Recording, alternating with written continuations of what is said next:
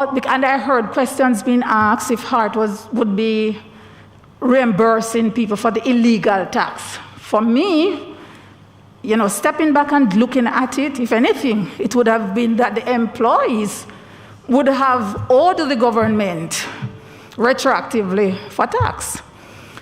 And so the Minister of Finance, they clarified it to say that policy, and I would take it based on what they have said, that it is ultra-virus. It would appear, because we don't have any record, well, I've asked the organization for the record. There is none to say that the initial policy that was implemented in the organization was approved by the Ministry of Finance.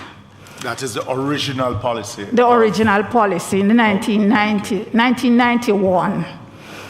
So the directive has been implemented, where the provision of petrol to employees has been discontinued, and they are now on the GOJ policy in terms. They have now implemented the GOJ policy for motor vehicle allowance and for mileage, whatever. Whatever the policy is, though, they are compliant, and when they did it, before they sent it out to the employees, I'd advised that they should get the Ministry of Finance to agree to what they are now implemented.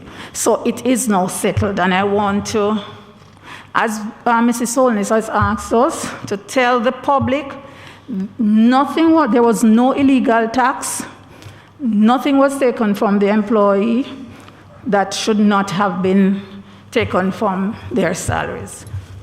So PS, because I am fully aware that many of my own constituents, when they hear these meetings, they don't know exactly what we have said.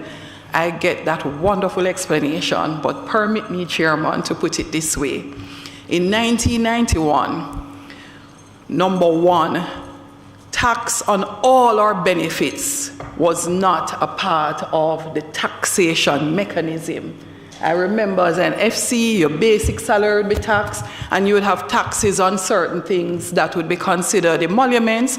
And we used to get away because we used to have one whole heap of uniform allowance and travel allowance and all these things, so that we would pay less tax and carry home a little bit more in our pocket, depending on the category you're in. I remember, I think at the time, Omar Davis was Minister of Finance, and all of that changed. It didn't matter if you have uniform allowance, travel allowance, this, that, no matter what it was considered taxable as emoluments. So you would have had a transition, and I can understand what would have happened with employees possibly still believing that they could have benefits that are not taxable. So to clear the air for the public, there was never any illegal tax, because the law is that all our emoluments are taxable. And I remember at the time the rate was changed for NHT, NIS, and even minimum tax was changed at the time. So that clears that. What I'm happy to hear is that you have been able to resolve what was also an anomaly, because the idea of getting a benefit that is supposedly travel reimbursement being paid to individuals who did not travel for a second, and to have had the audacity to expect that the government shouldn't tax you and should pay you was a serious concern. So it is probably bad for the individual who brought up the concern, but it was fortuitous and beneficial to the public, because it allowed the light to be shone on the fact that individuals would have been getting emoluments instead of reimbursement for travel. So PS, that covers that particular issue. I have a follow-up question. All right. Before you go to that. Out of abundance of caution, these taxes that were deducted from employee salary, they were paid over. Because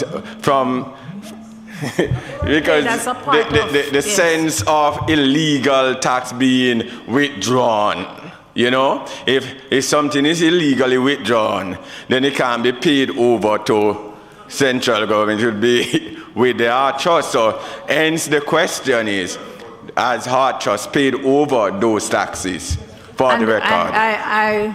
We asked that question too, because we saw in the media as well questions being asked about money being to be reimbursed to persons from whom the so-called illegal tax was deducted from.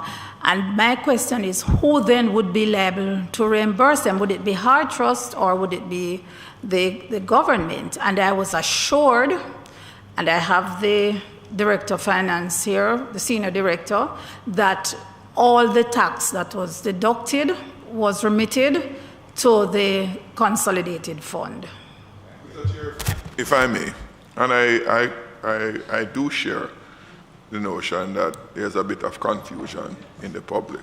Personally speaking, there was no misunderstanding about the question of illegal taxes. What I understood it to mean is that deductions were made that were not permissible by law. That's where the illegality would have come in. No, sir, the term, you may not have seen that headline. I'm sharing my perspective. No, but the headline is there, and people had called Heart, people called me, because you may be one of 2 million with your understanding, but the fact is that persons called because the headline was illegal tax. I have no doubt that have been said. I was saying from where written. I am, yes.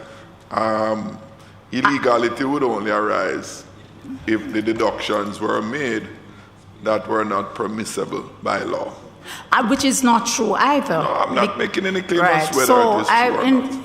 In my overview, I said that initially it was not being taxed, but when they were audited by the tax authority, they were instructed to deduct the tax. Yeah, in keeping with what the legal provisions are. Right, and fortunately, they did not rule that the employees should pay retroactively what they were not taxed for. Okay, and that I believe administratively would have to be corrected. You know, we have many cases that comes before, particularly even the PAC, where you know those things arise and there are processes to deal with those. I just want for clarity, as my colleague said about the public. Are there any any payments made to government employees or employees in general relating to traveling, whether it is mileage, upkeep, or any one of those regarding your movement on behalf of your job or in respect of your job duties that is not taxable? My limited knowledge, I can't say what is happening in the public bodies. I can say what happens more so in the ministries. The motor vehicle upkeep allowance, which is reimbursable, it is considered reimbursable, and what you claim for mileage is not taxable. It's not taxable? No, it's not taxable. So if they get an amount of X paid for mileage, yes, they claim it. It's a claim. They have to. They're claimed. Right. So if they travel X number of kilometers, there is a set rate per kilometer, and they make that claim. And that is not taxable. And that nominal sum is not. Remember one question, one thing to understand why. Microphone. No, before I get there, just to finish my point. I'm really seeking clarification. Go ahead, member.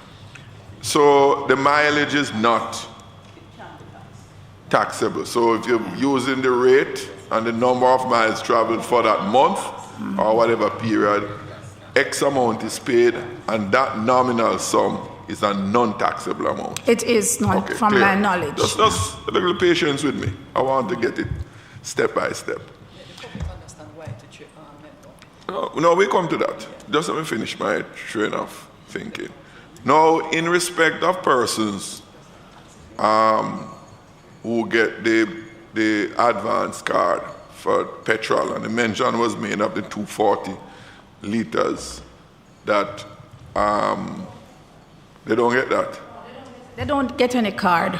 We'll just go to the petrol station and fill up, and then we submit. You used to give them card? Okay. I know, well, in another dispensation, I used to have one. Okay, sorry. I'm sorry. Advance card, 240 liters of petrol. Sorry. But they left a long time ago. No, I asked it. Hold on, before Mr. Mullins Just to quickly respond. to your question. The advance card was what occurred in the previous dispensation, where the allotted amount of 240 per week, you're allowed to use the advance card. The advance card has been discontinued, and we have implemented the mileage. That's understandable. You have implemented the payment the of mileage. The mileage, okay. So, okay, and that's what she just clarified a while ago. Okay, so this 240, this 240 liter per month, that provision still exists? No. That is discontinued too? It is discontinued. And they're now doing mileage. Came up from way back then when it used to be in From effect? 1991, but it has now been discontinued. Okay, so the only thing you pay now is for mileage? Yes. So coming from Pierce Sewell's time, she used to just go and sign for it. Then they were implemented with a gas card, which is now discontinued. Fine. But there are some matters before us that is of some retroactive nature, because they go back to the period. Let me remember, Hollis. The man will complain to she. In what the Pierce and Mr. Mullins is saying is that there would not be a retroactive because they were following the letter of the law. So petrol, member Jackson, would be taxable. It would be. So they were not doing anything that was outside of what was required by the tax authorities. But there are two... Chairman, sorry, let me just finish something from Member Jackson to make sure that we don't continue in a sense of not understanding. The idea behind taxation is to ensure that where benefits revert to us as individuals, emoluments, they are taxed. So the concept of having someone calculate, document their mileage is the same as taxi fare, bus fare, plane fare for travel in respect of the job. So you're really billing back what your fees are or costs were in executing your service for the job, and that is why those are not taxed. So the government would have gone through a process of saying, we will not tax this particular benefit, and it has to be done in this way, because what they're doing is to justify that you actually did travel in respect of the job. And so it is not prepaid like the 240 fuel was in the past. It is retroactive to the service being delivered. But There's no accountability for the... Right, that is where I'm going to know. Because, Madam Pierce, the question I want to ask is a twofold question. Is it the policy in government for traveling officers to claim for traveling than to be given for mileage than to be given an allotment of fuel per month? How it is, there are some categories, some levels depend on, it's not one standard motor vehicle upkeep allowance across the board. It depends on your grade, up to ministers. For those categories, you get a particular upkeep allowance monthly. You do not, under normal circumstance, claim for mileage. Only if you exceed 200 kilometers per month, you apply for any excess of the 200 kilometers. For other categories, you get your motor vehicle upkeep, and when you travel, you claim mileage and you're paid your mileage. So, in the instance of Hart, yes, if there was a shift in policy, especially for what I would term the traveling officers, because you have some officers who will get the gas itself that are not really traveling officers, but senior members of departments or agencies. As you say, like ministers who are still deemed as traveling officers, but they don't have to claim for mileage. There's an allotment of fuel per month, right? Sorry, can I just add to what I said? Because some categories from, I think, chief technical directors up to ministers, they are entitled to motor vehicles. All right, yeah. You may choose, in so doing so, if I make a decision that I want government to provide me with a motor vehicle, I have a choice. You have two choices. One, you may choose to take a fully maintained vehicle where the government provides petrol, the government maintains the vehicle and does everything for the vehicle, and you get no allowance because they're fully maintained. If you take partially maintained vehicle, you get 50% of the allowance. You have to buy your own petrol and battery. I think that those are the items. So again, it depends. It has that kind of flexibility, and many agencies, they use the central government's policy. All right, so let us use an officer that works with Hart that basically travels to do assessments, all right? In the instance, all those in the category would, prior to this, the mileage, would have had a gas card with 240 liters, right? Yeah, all right. But it would be more to the advantage of those who are in the category of traveling officers but don't really do much traveling, because they would have a full tank of gas every week without having to. But if the officer who is really a true traveling officer exceeds that 240 liters for the month, what happens after that?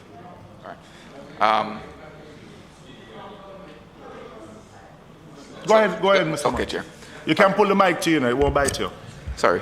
Where the officer would have exceeded, there would have been a mechanism for the officer to make an additional claim, providing the details of the totality of the traveling, and then that would have been assessed for reimbursement. And would that be taxable also?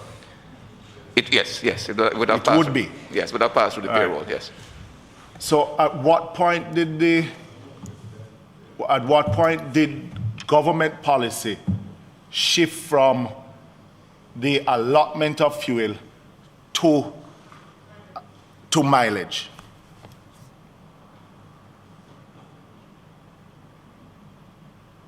All right.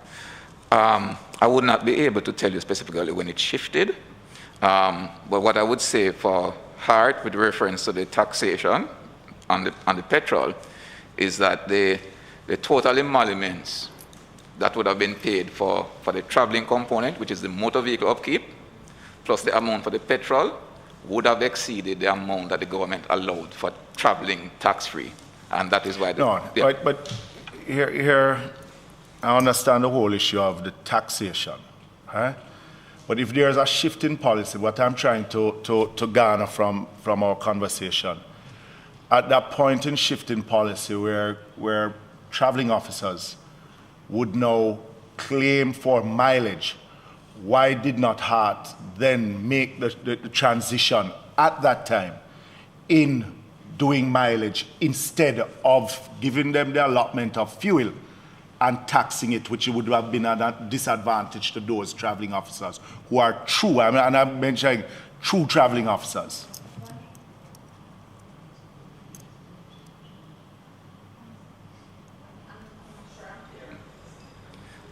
I think PS is not clear. No, right. PS. So. No, in the conversation that was had before, Let's see if you can help me out with this.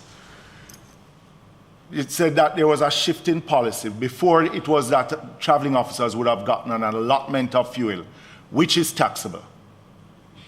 Yeah? Right? There was a shift in policy of mileage for traveling officers and not an allotment of fuel. And that's just only a few months ago. No, for heart. Yes, it's just a few months ago. Right, so I'm just saying there was a shift in policy from government some time ago. So hold on, Chairman. So heart and what they were practicing is not indicative of a shift in government policy.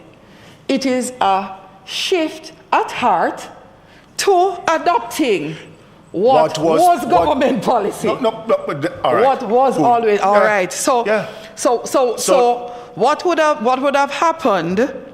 Individuals who are probably not even in the category, because I'm not even sure who was the individual who complained. But an individual would have complained because I am getting fuel and my fuel is being taxed. Lo and behold, that complaint unearthed that I am getting fuel and the fuel I'm getting is not necessarily fuel being paid in replacement for travel undertaken. It actually exposed the fact that there were individuals just being given 240 liters of fuel. No, but I'm sorry, I may say too, though, that one of the considerations of the Ministry of Finance, and they said it, was that, look, heart was not factoring that the employees were using the petrol for their own personal use. And more so the reason that it should have been taxed, because you are getting a benefit for your own personal use because you're not being asked to account for the 240 liters per month.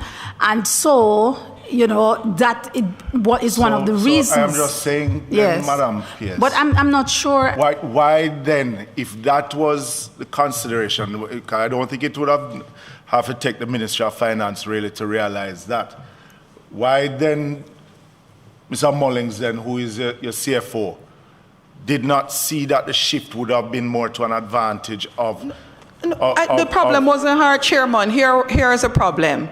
You had an individual who, no matter what the institution explained to them, is correct, is government policy, is, outlined to you to explain that it must be taxed because this is the tax law and all of that. That individual would have said, look here, you are doing something illegal, and I don't care what you explain, financial controller, I don't care what the permanent secretary say, I am balling because as far as I'm concerned, there was a time that I used to get petrol and I never used to pay any tax. And I didn't understand that Omar Davis made some changes as Minister of Finance some years ago, and it don't go so anymore. Right. So it wasn't. No, stop right here. No, hold on. I don't blame him. No. The government, and it would happen with this government too. I think it was a good change. I think it was a good change because it literally fixed the problem, one of many individuals, especially in private sector. So, no, stop there, Member Hollis. So I'm just asking the question, why then, when that transition was being made for traveling officers, that Hart did not see it fit, be it that it is government policy itself, to make that switch at that point in time? Yeah, well, they would have overlooked that, Chairman, because... Yes. If they started their policy from 1991 and continued and got themselves to a place in the way past that the rest of government moved on and implemented policies in respect of traveling officers, in respect of taxation, and I understand the Chairman's question. He's saying at the time when government adjusted everything for all traveling officers, implemented the taxation policy, why didn't HART just do the same adopt? transition? Yes, adopt the same at the transition time. But that is like long gone and history. I cannot. And Madam Pierce is a greater question because I can't speak for what the leadership of HART intended or did at that time. But I can say that because being there too, I would not have known that it had not got the blessings of the Ministry of Finance. And, these things happen and we correct as we go along. And one of the challenges that the government or successive governments would have had is that some of the public bodies, they don't follow procedure. For example, we know in government, that any policy at all that you may develop in your agency as regards compensation, investment, and so should be approved by the Ministry of Finance. As an employee, I was there as an employee, Kevin was there, Navlet was there. We don't know that these things did not happen, did not follow the course. No, so we are here today. Madam yes. Pierce, and it comes to a greater question which I'm getting to. Because we have seen for too often, I mean members of this committee, where we set the laws in this house and it is carried out by the different agencies, departments. Yeah? But then we see too often that, especially when there's more oversight, that there are policies that government embarks on, meaning through your ministry to another department under your watch, or say the Ministry of Finance, that there are too many gaps of them not being followed when these are sent out as government policy.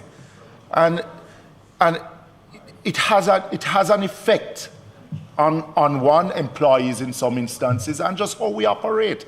So, even though we're trying to get to the bottom of this, we are seeing that there's a bigger issue, and it is supposed to be hopefully coming out of our report.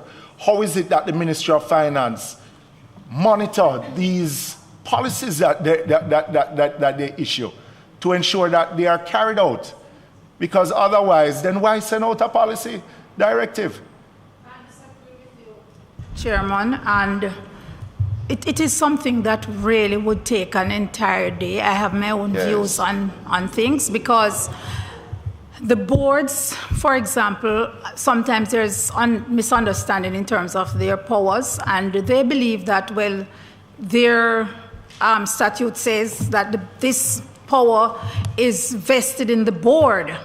And so when they take decisions, even if you as permanent secretary may intervene and say, no, it cannot be done this way, there is always this backing and forth because their access, so on, so on. So it is I can't disagree with you in terms of your concern regarding the implementation of some of the policies. We have been working with the agencies to ensure that they are in line with government's policies. Some we have captured and we have addressed, and as we go along and these matters come to the fore, we try as best as possible to address them. That is why Mr. Mullings might seem as if he's deliberately breaching government policy when probably he didn't even know. I don't know. Yeah, but he wouldn't. I'm just saying, yes. So when it comes to us, Mr. Mullings, that's the first thing that may come to our minds, that, look, this is the policy of Ministry of Finance. You are deliberately not following through on that policy. Hence, the workers are those who are deemed traveling officers. Some benefit and some just don't benefit because they are doing traveling and they're paying the tax, while some are sitting down at a desk and classified as traveling officers and really still getting the 240 litre of gas per month. Yeah? So, again, it is something that needs to be looked at, because we were here at the PAC last week, similar matters of just guidelines of the Ministry of Finance are just not being followed, and then they become breaches. All right?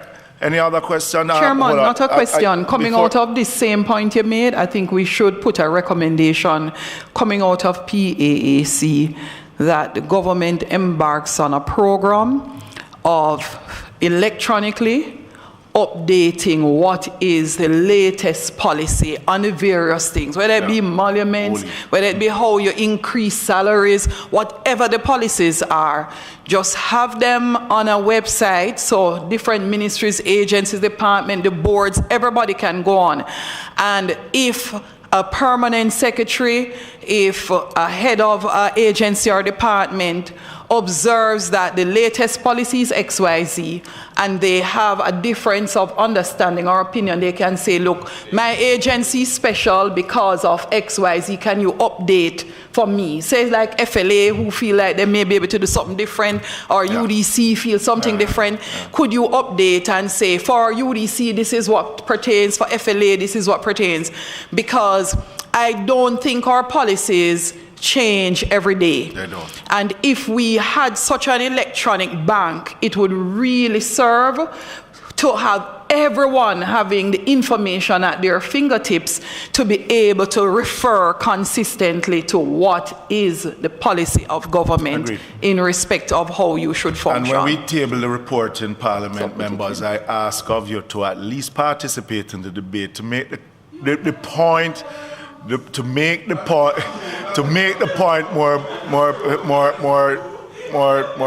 effective. Chairman, I have to take on my colleague for that. Member Hamilton. Misleading.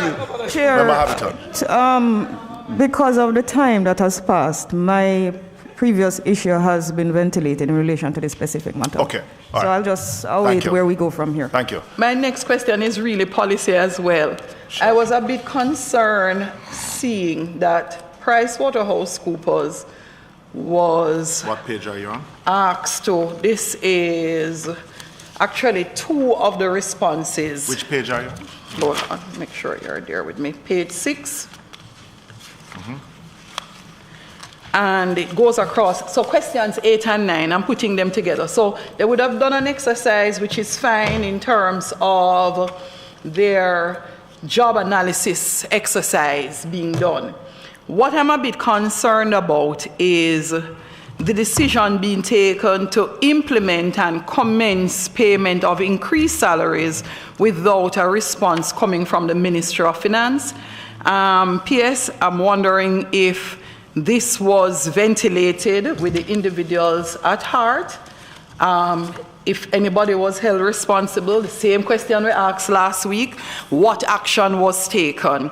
Because the response we got last week from the FS in respect of, individuals employed to the government who veer off course with payments that are not authorized by the Ministry of Finance was like, we're not so sure if there is anything that we can do about it, which did not leave a very nice taste in our mouth. Yes. Okay, let me attempt to respond in a general form and to the extent that the ministry became involved in this matter. So the PricewaterhouseCoopers was engaged to conduct a reclassification exercise, a review, organizational review, in light of the merger of HEART, NYS, Jamaican Foundation for Lifelong Learning, and Apprenticeship Board. They completed their report. The report was accepted by the Board of HEART Trust NTA, HEART NSTA, and it was sent to the Ministry of Finance, as is required, for them now to classify the jobs. They completed that exercise for the top tier, and I think one other tier below the executive leadership, and sent it to the organization. Sometime after, many months after, the chairman of the board consulted me to inform me that it had come to his attention that HEART did not implement the approved salary scale, the salary scale that was approved by the Ministry of Finance. Increases were applied in instances. I brought it to the attention of the minister, who is the Prime Minister, Initially, the leadership then did not take responsibility, and so he convened a meeting because we considered it very, very serious for an agency to go off on its own to increase salary. That's a no-no. And for my many years in government, I really never had anything like that to deal with, where the Ministry of Finance would have approved a salary structure for jobs and then the entity itself took it on itself to increase whatever the approved scale is. Normally, usually, if you ask the Ministry of Finance to reclassify jobs and they come back and you feel that justice was not done by the Ministry of Finance, you would, through your parent ministry, go back to the Ministry of Finance to ask them to do a further review. The Prime Minister convened a meeting with the then chairman of the board, the chair of the HR committee, the subcommittee of the board, because the boards, they have various committees, and as well as the then managing director, the senior director of finance, who is to my left, and Mrs. Prince, who was in her substantive post as director of corporate services, because he said he needed to get to the bottom of it. I think our former chief technical director of OPM, who is also a member of the board, was at that meeting. The then managing director admitted to the Prime Minister that she authorized the increases. And the Prime Minister, Who? the then managing director of Hartrust, authorized. She said in the meeting, I am sitting between two persons who were there, that I take responsibility. I authorized it. The Prime Minister asked the board chairman to deal with it because he considered it a major breach in the organization. And yes, Madam Holness, somebody was held accountable. I see, again, a lot of things in the media, and when you part ways with employees, you don't go public to give reasons to say that this is why this decision, the board take this decision. It's just not professional and it's unethical. I don't see any private sector company parting way with, say, a CEO, and you hear that because the CEO did not approve this or approve this.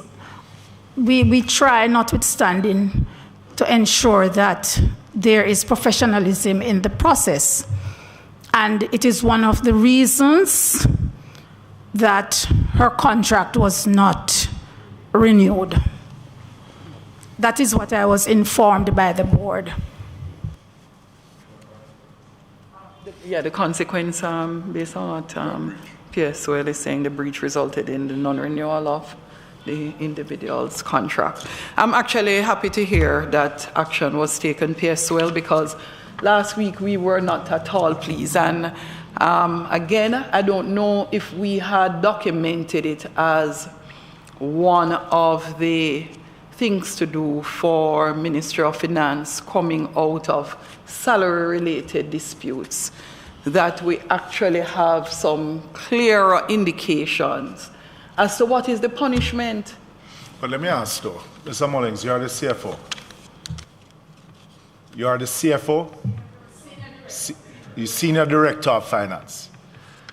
When this matter, I mean, you were in the meeting as was said by, isn't there a mechanism that if that instruction is given by the executive director at the time, that it be reported to the Ministry of Finance that this is the instructions that is being given, that is not in line with the directive? So just before Mr. Mullins, I asked him that exact question in the meeting. I said to him, Kevin, on what basis did you make the payments to the staff outside of what was approved by the Minister of Finance. And it was then that he told us that payroll is not under him. So who is payroll under? And I mean, Mr. Mullins, I want to hear from you now. Who is responsible for payroll, Mr. Mullins? The payroll function is... Pull the mic down, please, so I can hear. The payroll function is under the HR. Yeah, but you are the director of finance for the entity. Yeah? Is anyone here for HR? No, no. So even though he's organizations will split the functions. For some organizations, payroll is in finance, and for other organizations, payroll can be with the Human Resource Department, in which case no sign-off of the payroll itself is required by finance. But I would still love to hear Mr. Mullins say, like, from a finance perspective, because we are going to pay out this money, even if I have no responsibility to sign off, couldn't I have raised a red flag? Yes. We would have been going through the restructuring exercise.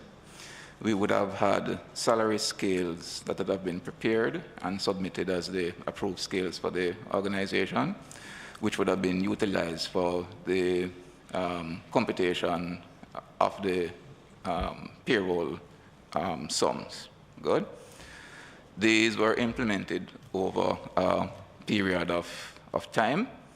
Based on the documentation that would have been seen, the scales would have been approved, would have had the necessary approvals coming through prior to effecting the of the new scale, meaning the upgraded scale that was given otherwise from the Ministry of Finance? Chairman, put it another way. Were you aware that there was a breach and the what was our position, director? The director, principal director of HART, approved payments that exceeded what managing director approved payments that was in excess of that approved by the Ministry of Finance. So just from your level, the idea is, did you know? And if you knew, were you in a position to even, write? Let him answer the question. Okay. During the budget exercises, I would have seen the differences in the computation. The clarities that would have been sought would have been that the sums would have been approved by the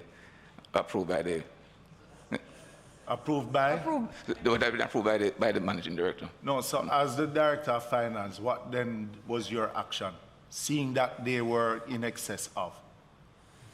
No, not seeing that there was in excess. I would have identified that the scales, when you look at the differences between the periods, I would have brought it to the attention of the managing director and the HR, right, but it would have been communicated that those were in fact the approved scales.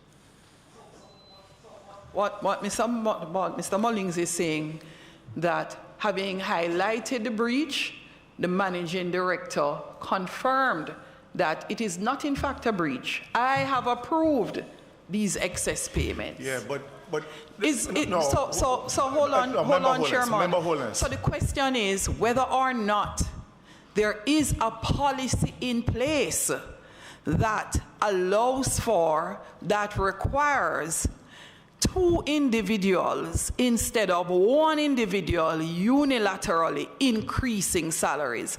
And if such a policy was not in place, has that been remedied?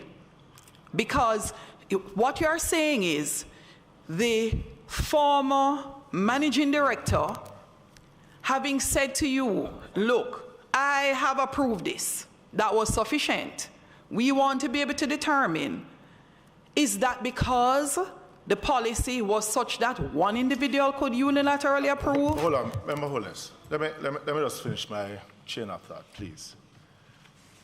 Mr. Mullins, when the policy directive was given, when the classification was authorized, by the Ministry of Finance, who would that communication normally go to? It will go to the Senior Director of Responsibility for Human Resources, who would then move towards implementation of the policy.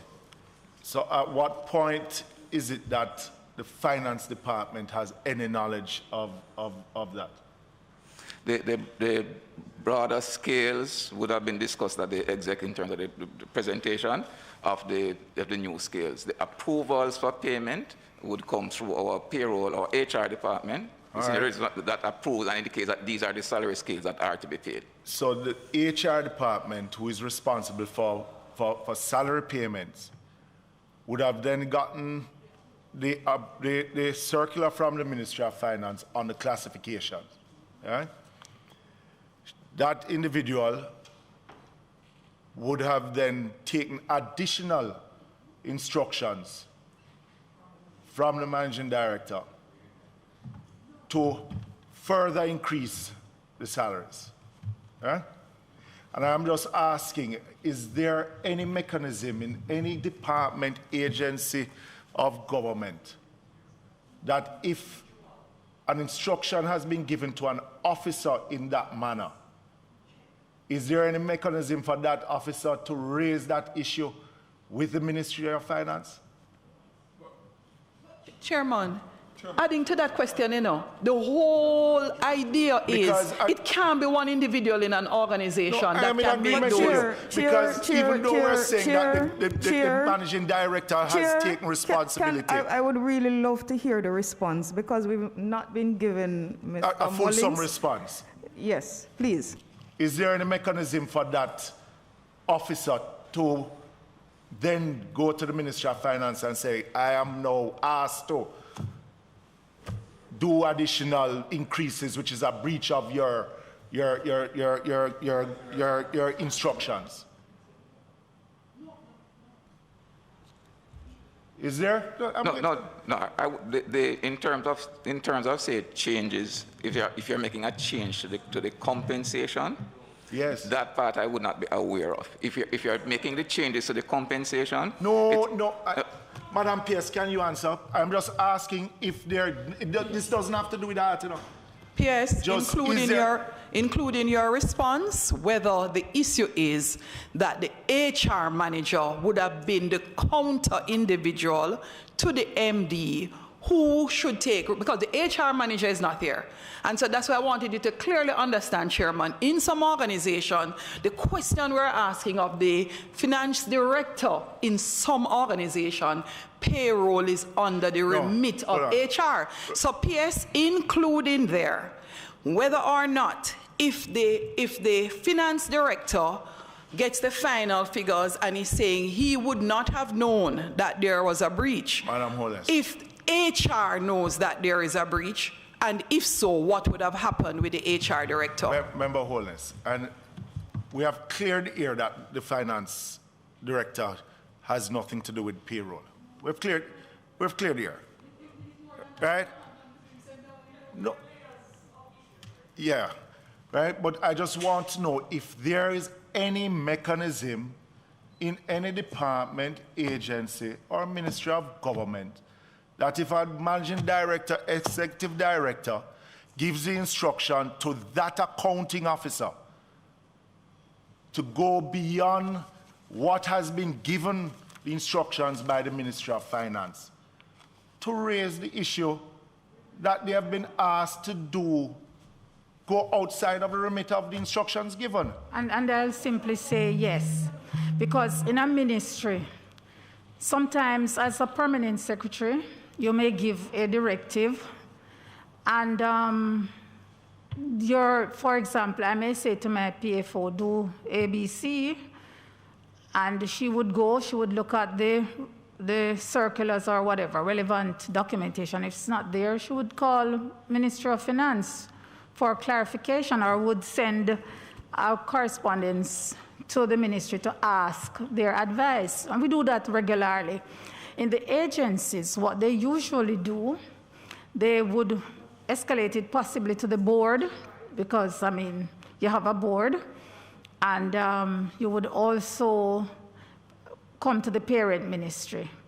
And to the Ministry of Finance. So yes, there are mechanisms for persons who believe that they have been given directive outside of established policy for them to get advice otherwise. So in this instance, was that sought by the HR department? In our meeting, and because it was, the PM had said, directed the chairman to have the matter dealt with. The chair of the HR committee was there. He said that he had given certain advice in terms of, but it was to the managing director, that they should go back to the Ministry of Finance through the parent ministry. That was not done. So I cannot, at this stage, I don't know if Mrs. Prince can help us to say whether any action was taken. But your HR director, your managing director gives you something to implement, No, Chair, I'm sorry, but there are layers of issues here that I've identified. Layers. There are so many recourse mechanisms in place for issues like this. Mm-hmm. You have a department in HEART, the HR department that is responsible for payroll. You have the finance department that does the payment. You come across an anomaly that there's an instruction issued by the managing director for you to breach a policy or government guideline. Now, I would want to think that there are committees of the board, and the board meets ever so often, at least once a month. Mm-hmm. It happens too often in our agencies, mm-hmm, where the officers of these agencies take on certain responsibilities on themselves and refuse to disclose information to their boards. This clearly is one such instance. There is no way that two departments of HEART can effect payment without and claim that they had an issue and not raise it to the level of the board. That's my first issue. My second question coming out of this, because what I read was that it was partially implemented. So only certain people within the organization benefited. That benefited. Who are these people that benefited? That's my second question, because I think the answer to that question would provide a lot of clarity as well. So who benefited? And three, those persons who benefited from this illegal, I'm going to call this now an illegal transaction. Unauthorized transaction. Okay. Where is this? Where are the payments, or are they going to pay back this money?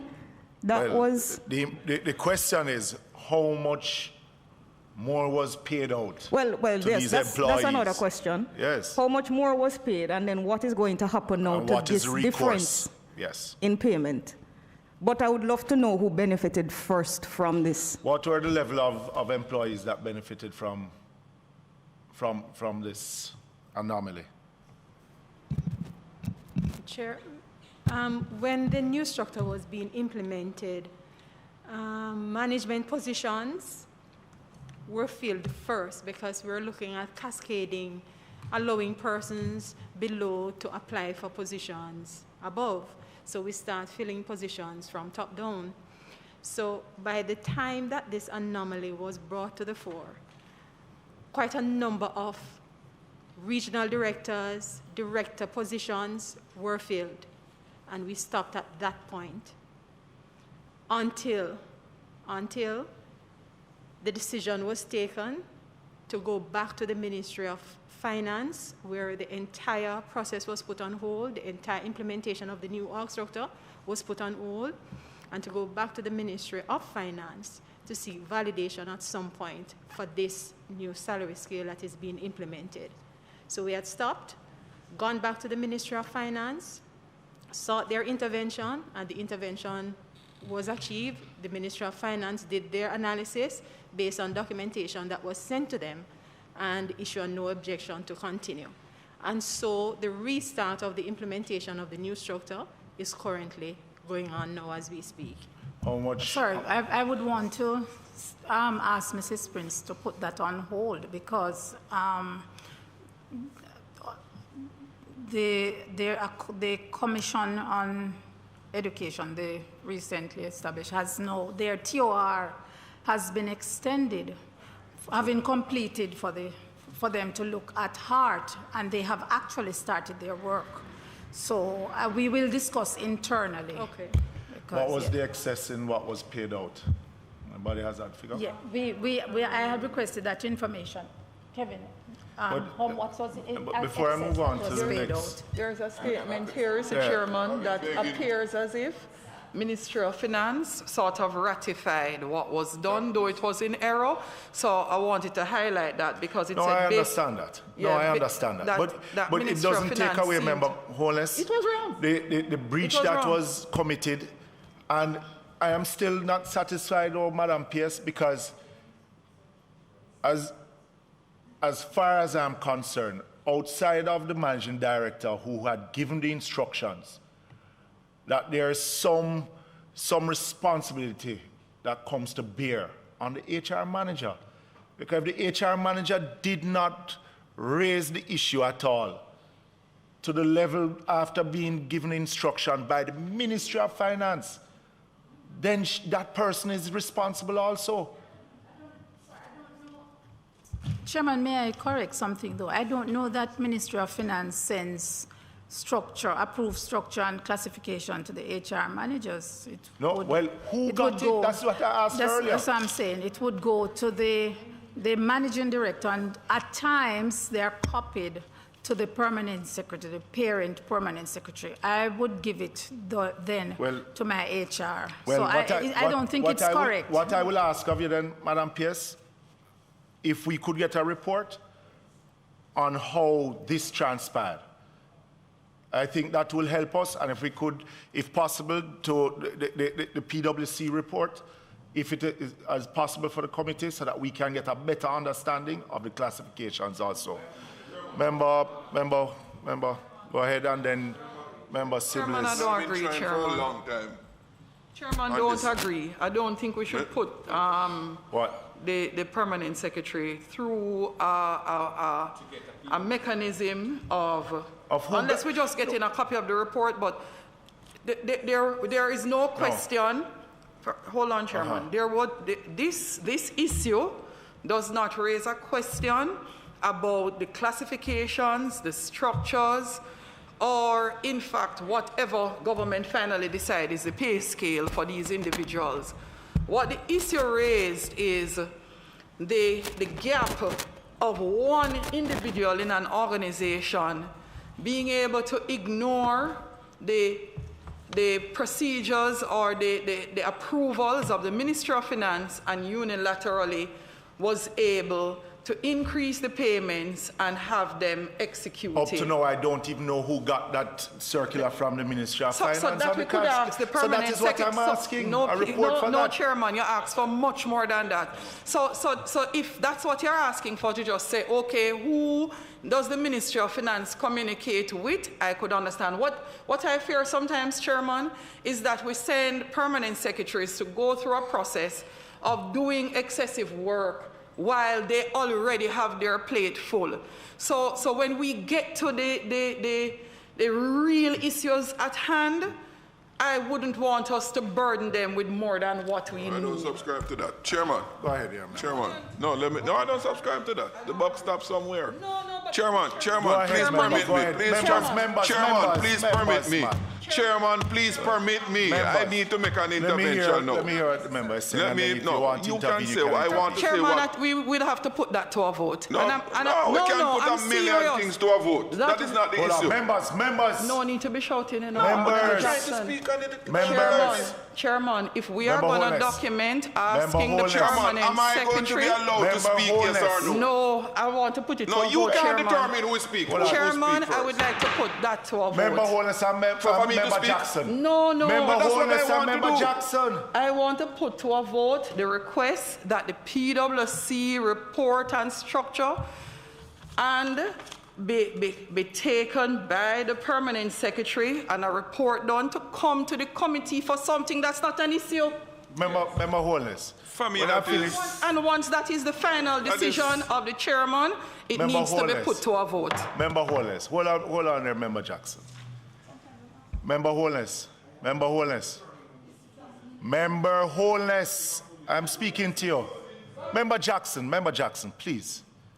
What I've asked of the permanent secretary, since we are not certain on who it is that received the sign-off on the classifications from the Ministry of Finance, if we could just get a report on how it transpired, who received, who then gave the instructions for the increase, where is it that the HR department falls in the level of receiving the instructions?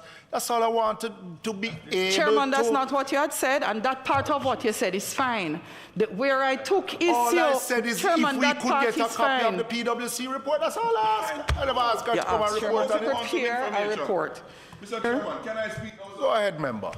Mr. Chairman. You still want to vote on what I have requested? Chair. Member Holness? Chair, excuse me 1 minute. Let's just temper our emotions a little bit, because I think the question that you're asking in relation to who would have received the communication can actually be answered right now. They can respond to it. Can you, Madam Pierce? And the question is, because in the exchanges, it's lost. Okay, so it's lost in the exchanges. I have no problem. Yes, I think the question is what I have listed is who received correspondence from Ministry of Finance and the Public Service. In relation, that's it. Yes, and that can be answered right now, so that you don't have to go and do a report on it, because I really don't think that's necessary. I cannot answer. Yes, but there are persons within the entity that would be privy to that information. Well, I don't have the correspondence, and I don't want to misspeak. And so I would want to see for myself. I'm not going to make any comment. That's why I ask you to. Exactly. We come right back there. Thank you very much, PS. Member Jackson, can you go ahead? Member Holness, please. Mr. Chairman, Mr. Chairman, can I be allowed to speak? You can go ahead, but please don't shout at the member, please. No, I've been disturbed by my colleague. Member Jackson, go ahead with your question. Member Holness, please stop ribbing him. My heart is only filled with love. Chairman,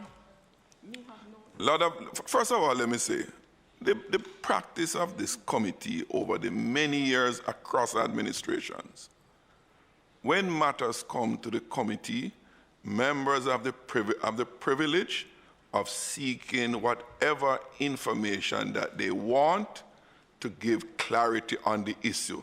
It's not a matter that something come to vote as to what information is sought and from whom. And that's what I feel very uncomfortable about what I'm hearing this morning.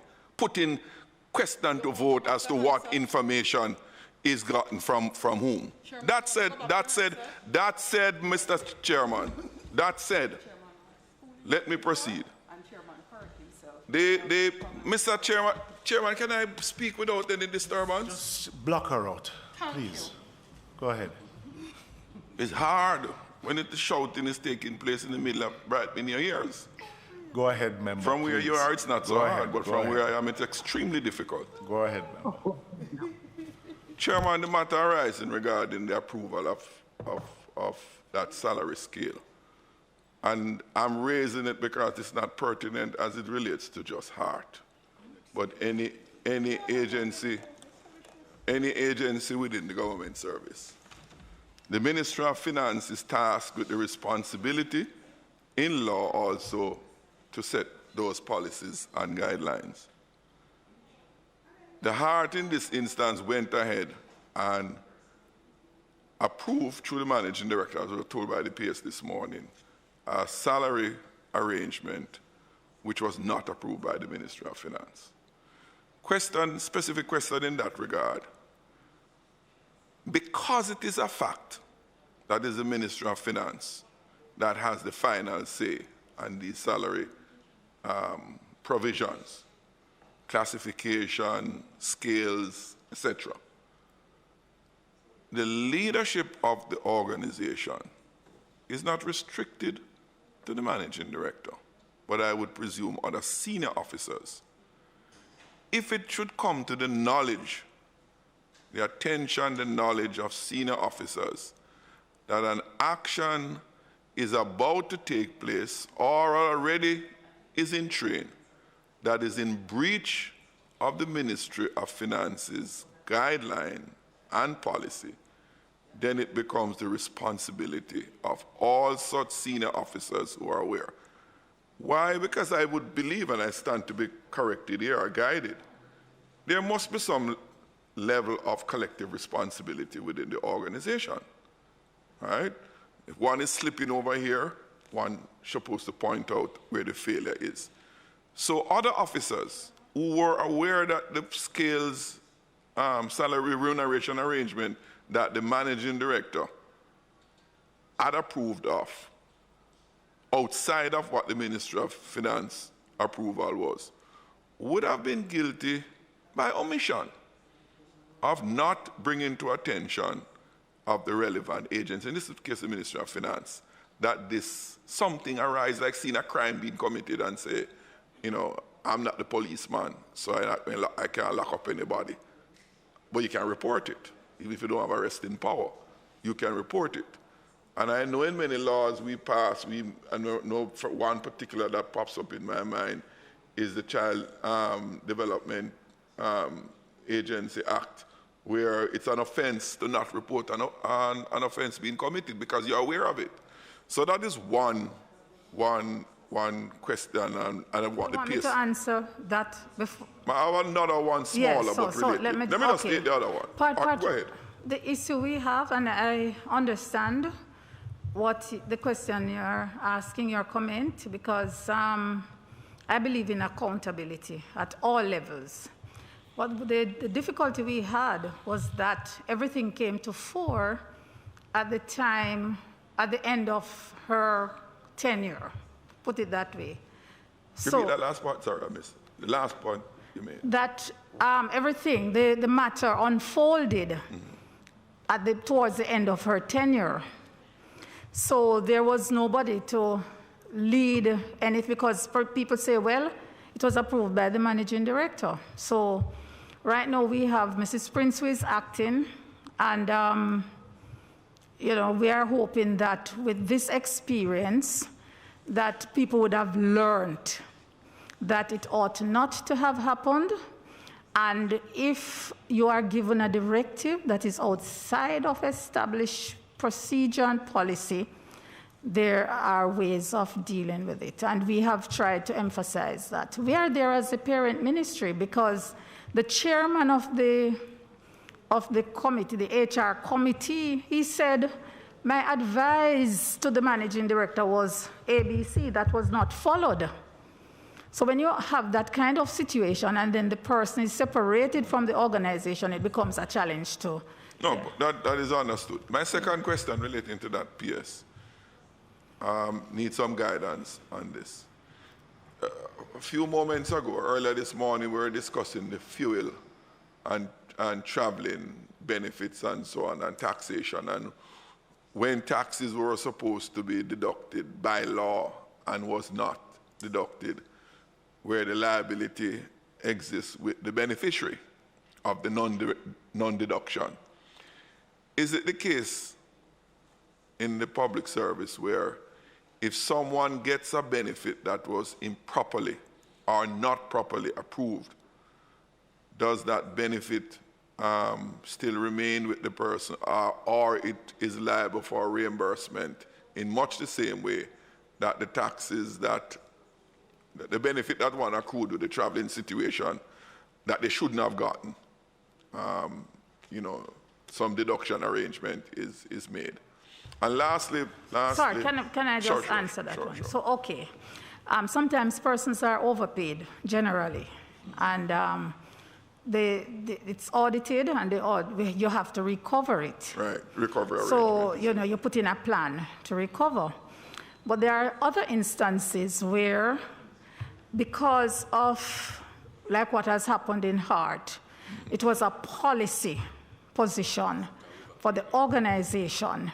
You would not want to put the employee at a disadvantage because it was an overarching policy. So what we would do now is depend on the Ministry of Finance to guide us in terms of how it should be treated. In case of the salaries, I had recommended to the organization that they should seek the advice of the Ministry of Finance in terms of how to treat with it. And they did respond. So you look at it based on the circumstance, but my covering is always to seek the advice of my auditors and of the Ministry of Finance. But relating to that latter point, and in this, I concur with my sometimes disturbing colleague here on a point that she raised earlier on regarding the Ministry of Finance's response. That, like her, I was not too pleased. I read here in the report, the Ministry of Finance and Public Service, via letter dated July 14, 2021, indicated that, quote, based on the circumstances detailed to prevent any negative impact on the staff at the trust, and in an effort to maintain industrial harmony, offers no objection to salaries implemented with effect. And there is a way of correcting it over time. And those of us who are in... So repeat that last part? There's a way of regularizing it over time. But was it being applied in the instant case? Let me explain. So currently, they're being paid outside of the approved scale. And typically what they would do is, over time, they would red circle the salaries. And so when others would get, say, or somebody getting the approved salary would get, say, 10% increase, I pray so, the others would get, you know, reduced scale, salary until it is corrected over time.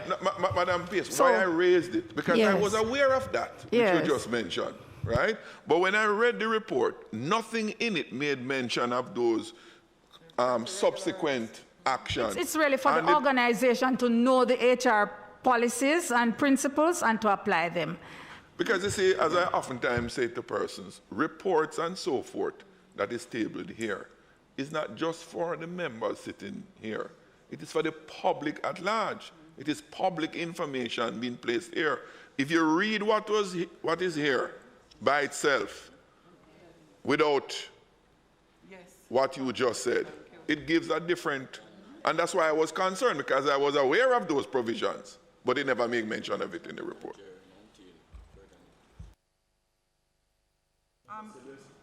Yes, just one more thing to add to Member Jackson. In giving an indication of the process, could you give also an indication of what were the excess payments by category?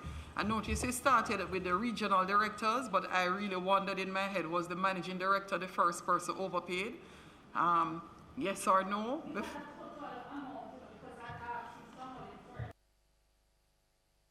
Microphone, member. Yeah, please. Member Siblings.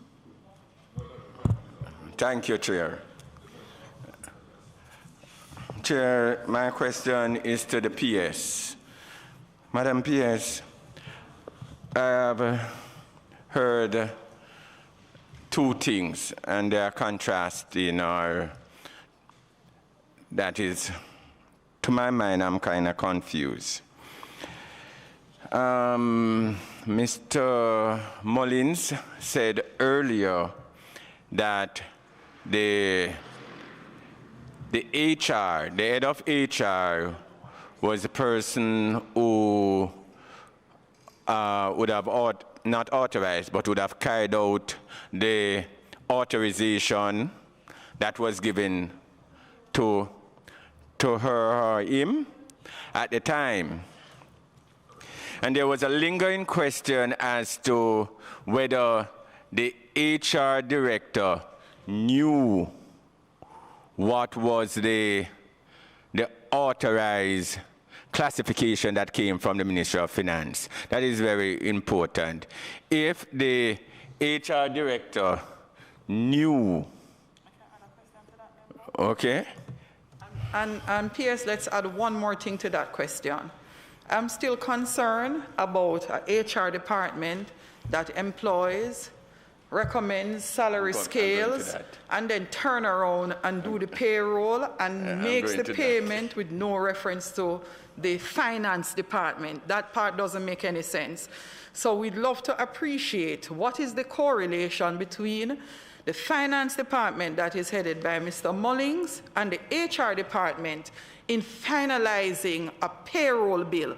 Because even if HR does the payroll, my expectation is that when it comes to finance for payment, now they will say, okay, this is the variation in the payroll from last month.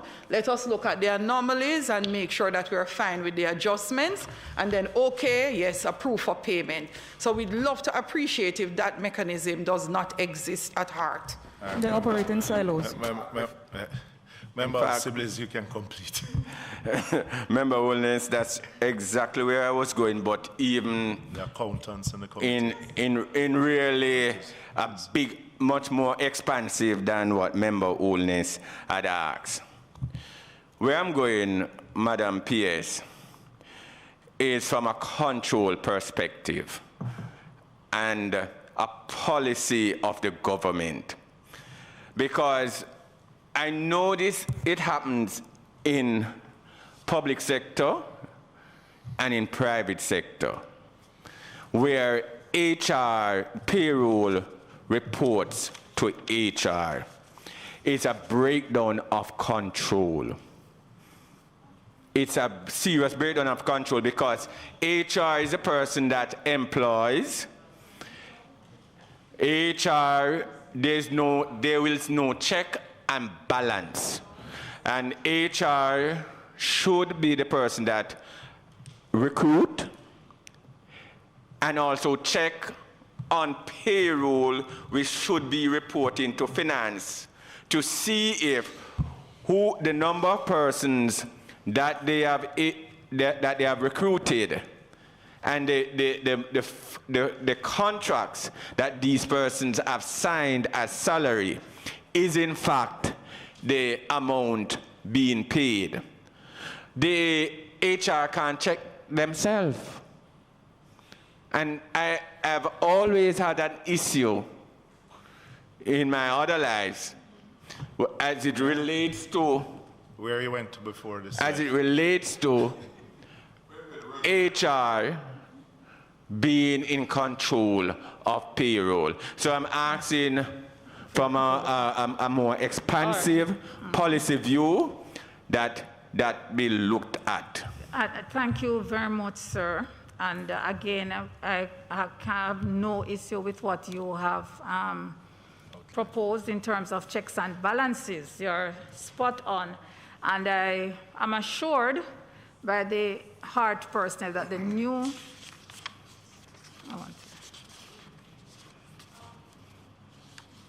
that the new structure, that is the proposal to move the payroll back to, you had it at one time? No, it wasn't, but it's going to go to finance. Yes. It's on the new structure. Yeah. What happens in the rest of government, PS? I know in the ministries, again, different agency has its own procedures. But in the ministries, the payroll is done by the finance and accounts. So, and Mr. Sybil's intervention is really spot on, because yes, HR sends the directives to finance, and they work across to ensure that whatever is there is, they are being paid at the correct scale. And so if HR does a payment, there's nobody until the auditors go in to say, hey, what you're doing, that's incorrect or so. So it is being addressed in the new structure. All right. Let me just ask you on question 10, the issue with NCT vet. Well, the NCT vet should have been transferred to the Ministry of Education, Youth and Information from 2018. In our last sitting, we were told that it was transferred to the Ministry of Education. Ministry of Education had said to us that it was not yet in their structure. And the Minister of Education in the House last week, I think it was, said that it has now been subsumed back into the Ministry of Education. So it's really a question for the Ministry of Education. Oh, but just to clarify, though, yeah. I don't understand what subsumed back into the Ministry of Education means, because I have a copy of the Gazette. It was gazetted April 2018, where NCT vet, yes, sir, was transferred to the Ministry of Education, Youth and Information.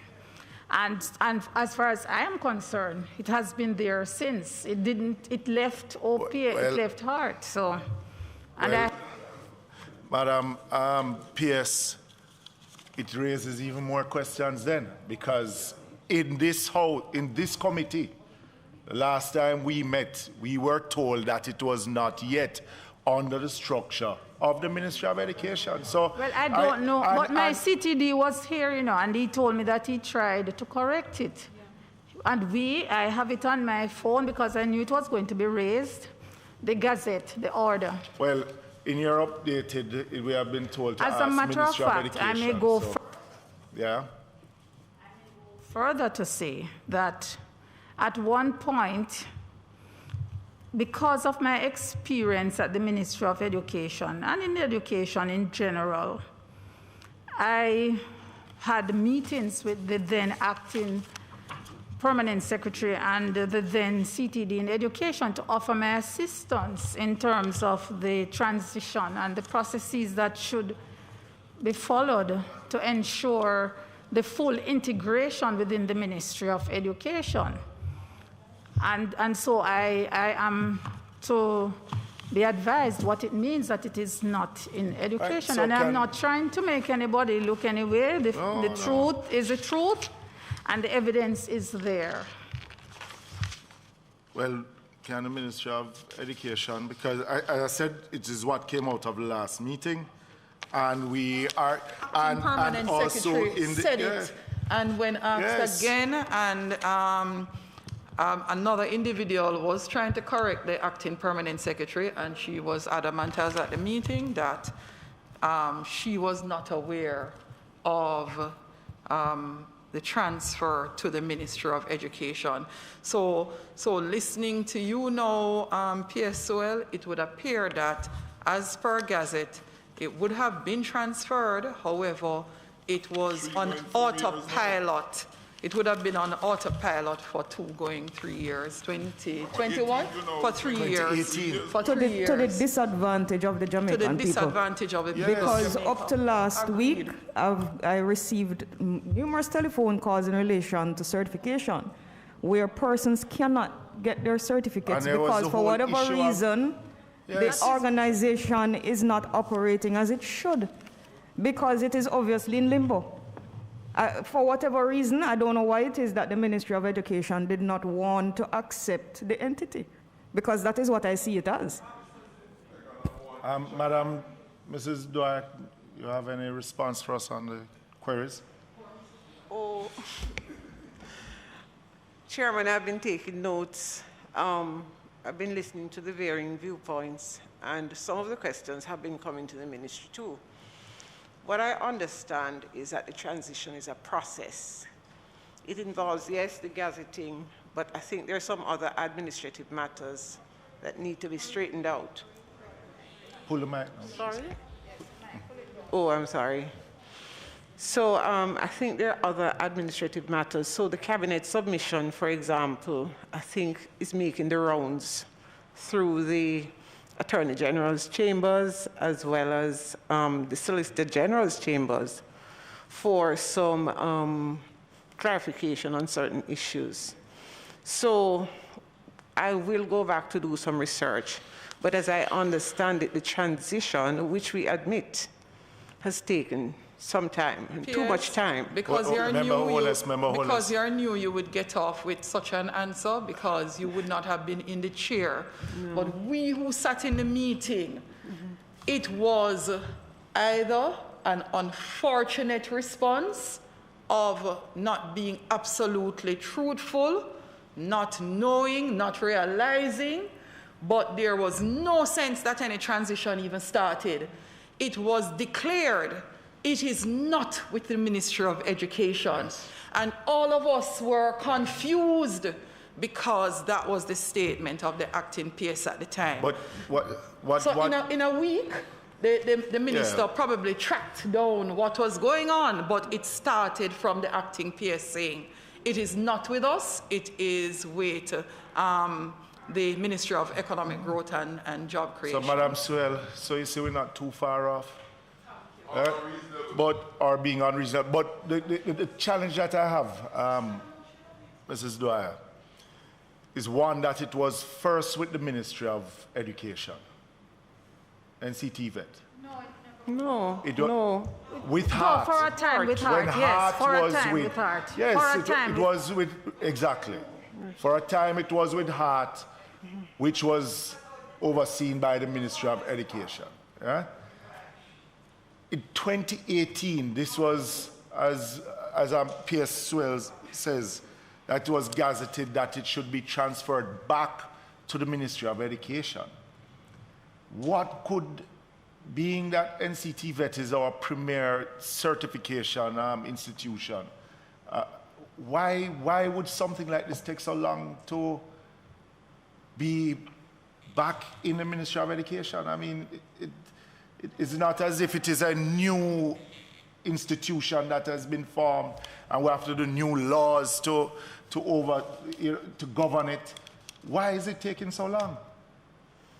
I mean, this is beyond me that we have students out there who can't even get certificates because there's no, there wasn't even a board before. There's now a board that is in place, but there was no board before to be able to sign off on these certifications. You know, so we are asking persons to go out there to get qualified. Our premier institution that should oversee these qualifications is in no man's land. And this for me is a dereliction of just governance overall. Chairman, four entities came together in a shorter period of time than for NCT vet to go into the Ministry of Education. 4 entities, HEART, JFLL, NYS, and the Apprenticeship Board came together. They came together into one entity in a shorter period of time than it took for the NCT vet to get to the Ministry of Education.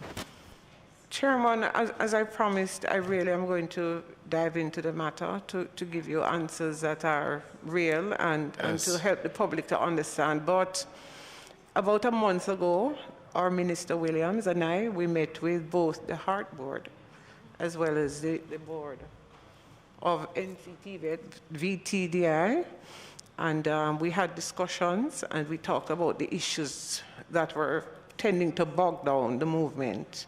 And the minister has promised that in short order there will be another such session because she realizes how important it is to get this finished in the interest of the public and the students. Again, as I said, this is really a dereliction, but I'll await your report. Yes, sir. Mr. Chairman, and then Madam. I heard the undertaking from the acting PS. I think there's a consensus, and the PS in OPM acknowledges that this should not have been the case. A policy decision has already been taken from 2018 that it should go to the Ministry of Education.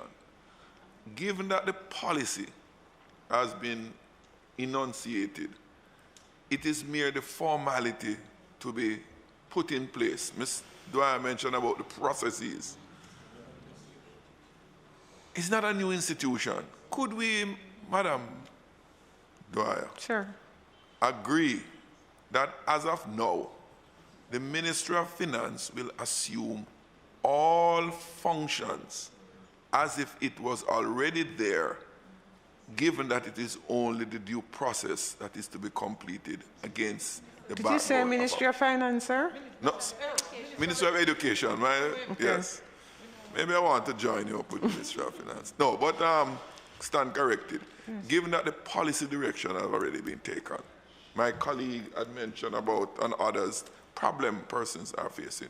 Could we have an agreement that as of now, the Ministry of Education will assume full functional responsibilities for the entity while those due process activities are complete? Just on a follow-up before you answer, I think Member Hamilton wants to. I mean, I understand the question that the member is asking, but it is a bit unsettling to me because it would appear as though the execution of policy in entities, ministries, departments is dependent on personalities.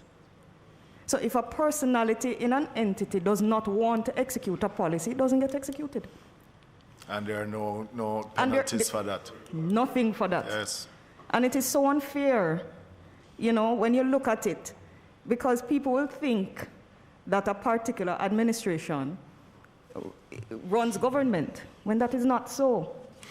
Government is run by technocrats and people within ministries, departments, and agencies. And if they don't want to execute, then we're all in problem. May I just say in short that I understand how it seems unfair, but policies have to be enacted. And I know, for example, that when the entities came apart, we discovered that there were some overlaps. P.S. Doyle, hold on. I listened to P.S. Sewell very keenly, and she almost wanted to whisper as if she didn't want to throw anybody under the bus. She made a critical point. She had a lot of experience having been the permanent secretary at Education and offered to assist with the transition. So if that offer wasn't taken up, it goes back to Member Hamilton's statement that it comes down to individuals making up their mind that, look, for whatever reason, don't have the time to execute this part of the policy yet, and not taking the opportunity in the interest of the people of Jamaica to say, yes, I appreciate your help. Yes, we need to get NCT VET and VTDI over quickly, and I know you have the experience, help us. So I know you're trying, but you cannot take responsibility all the time for your predecessors when it comes down to an issue of individual instead of policy. You can only take responsibility for the organization, the policy, and how you will execute, but when individuals make certain decisions, you can't help them, Mrs. Stewart. You can't help them at all. And this is one bad one that literally, I mean, members of both government and opposition side, we were in total shock. And I know that it now falls on the new Minister of Education to hurry up and get it in place, but I'm sure P.S. Sewell will, with everything else that she has on her plate. That's an amendment. Members of the opposition government. Members of the government. No, it came up in Parliament. Okay, sir. It came up in Parliament. It did. Yeah. We raised it. The last question, P.S., and because I know we don't have time and we're going to close off, one of the things I wanted coming out of discussions both that we had in Parliament and questions raised here, I was a little disappointed to see the chairman of the board for Heart resigning. I understood all the politics, but I thought we were heading in a very good direction. I still need some clarity in terms of the contracts awarded to the company that the then director represented, just to have an appreciation for the process and whether or not there was a breach of the process, there was any dishonesty, there was any corruption, there was any sort of malfeasance, anything that occurred during the tenure of the previous chairman. Okay. I'll just again speak from abroad, the ministry perspective and details. Mrs. Prince and Mr. Malabro can speak to other details, but when the matter surfaced, I had discussions with the members of the executive to just get a feel and understanding and appreciation of what occurred, how, the procurement process was conducted as regards this particular company. We have the procurement guidelines we had, and now we have the procurement rules. And the whole matter of conflict of interest came to the fore, and I would want to have satisfied myself that whether there was, in fact, instances,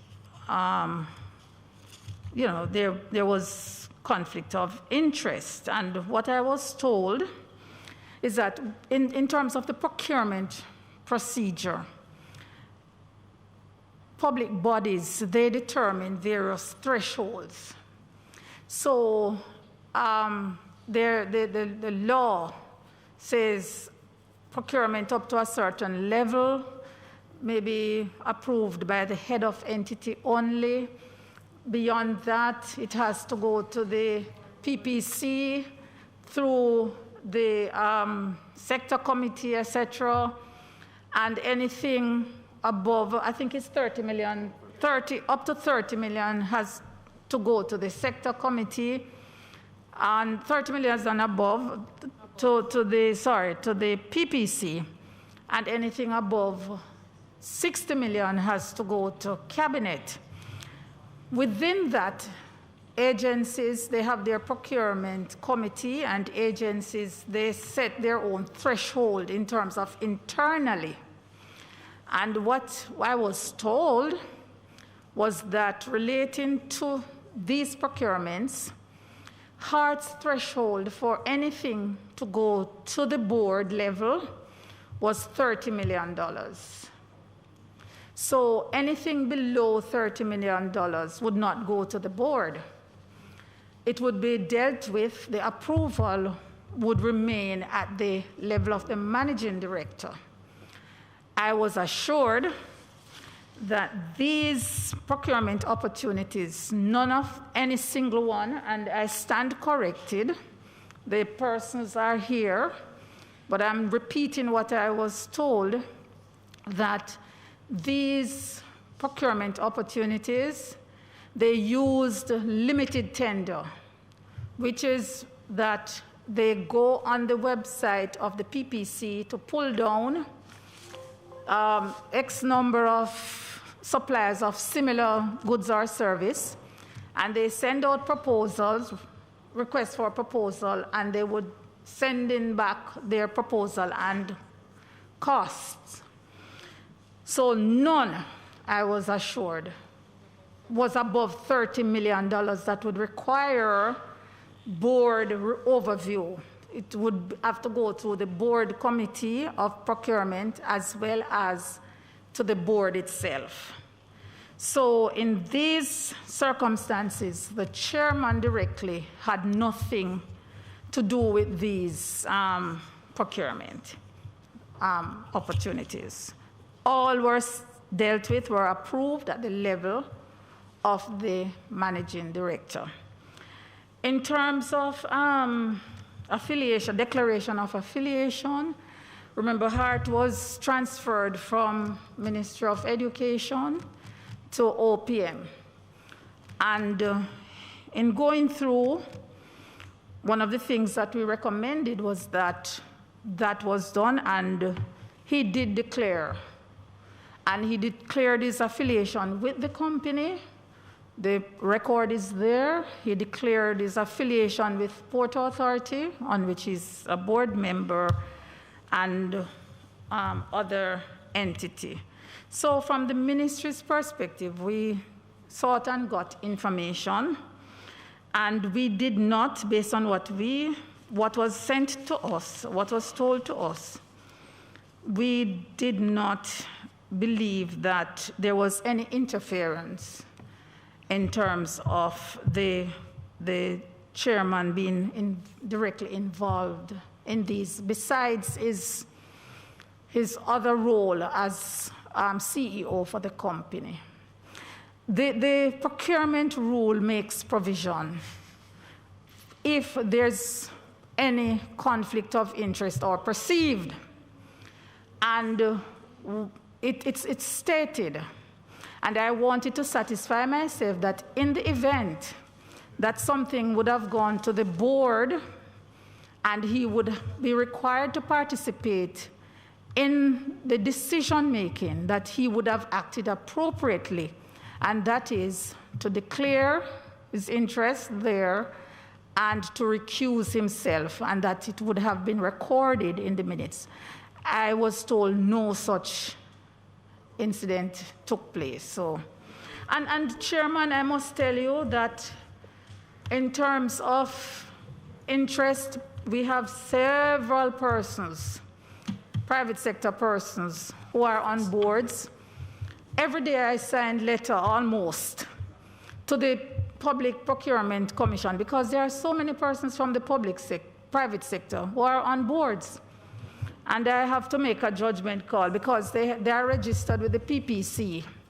And as permanent secretaries, we are required to say in our own assessment, we don't believe that any conflict of interest exists, but should that occur, it is expected that the director would act in keeping with the proper good governance as in the Public Bodies Management Act. So there is provision in law that should there be conflict of interest, there is a particular course of action to take. So that is my response, Mrs. Sonia. Member Jackson, then Member Hamilton. Yes, I wanted to understand one little bit more for clarification. I got a sense, again, that while the chairman was with Hart under education, the affiliation document and the process followed at education was different from when it came over to economic growth and job creation, where you would have gone through a process of looking at affiliation. Again, I got that sense. So I'm trying to tie it back to the legal department making a comment that he had not declared versus your statement that he declared. Yes, and the document is dated July 3, 2018. He did declare, he said his affiliation is he's a director, Port Authority of Jamaica, Hart Trust, chairman, and his company is CEO, Syncon Technology, and it is there in the board records. Chairman, So, can I, Madam PS? Yes, I listen intently to your remarks and the matter. Having reviewed the responses provided from the Hart Trust, what I'll say at the outset, the procurement guidelines that the government operates under, it is not only to prevent conflict of interest, but to also prevent the perception of conflict of interest.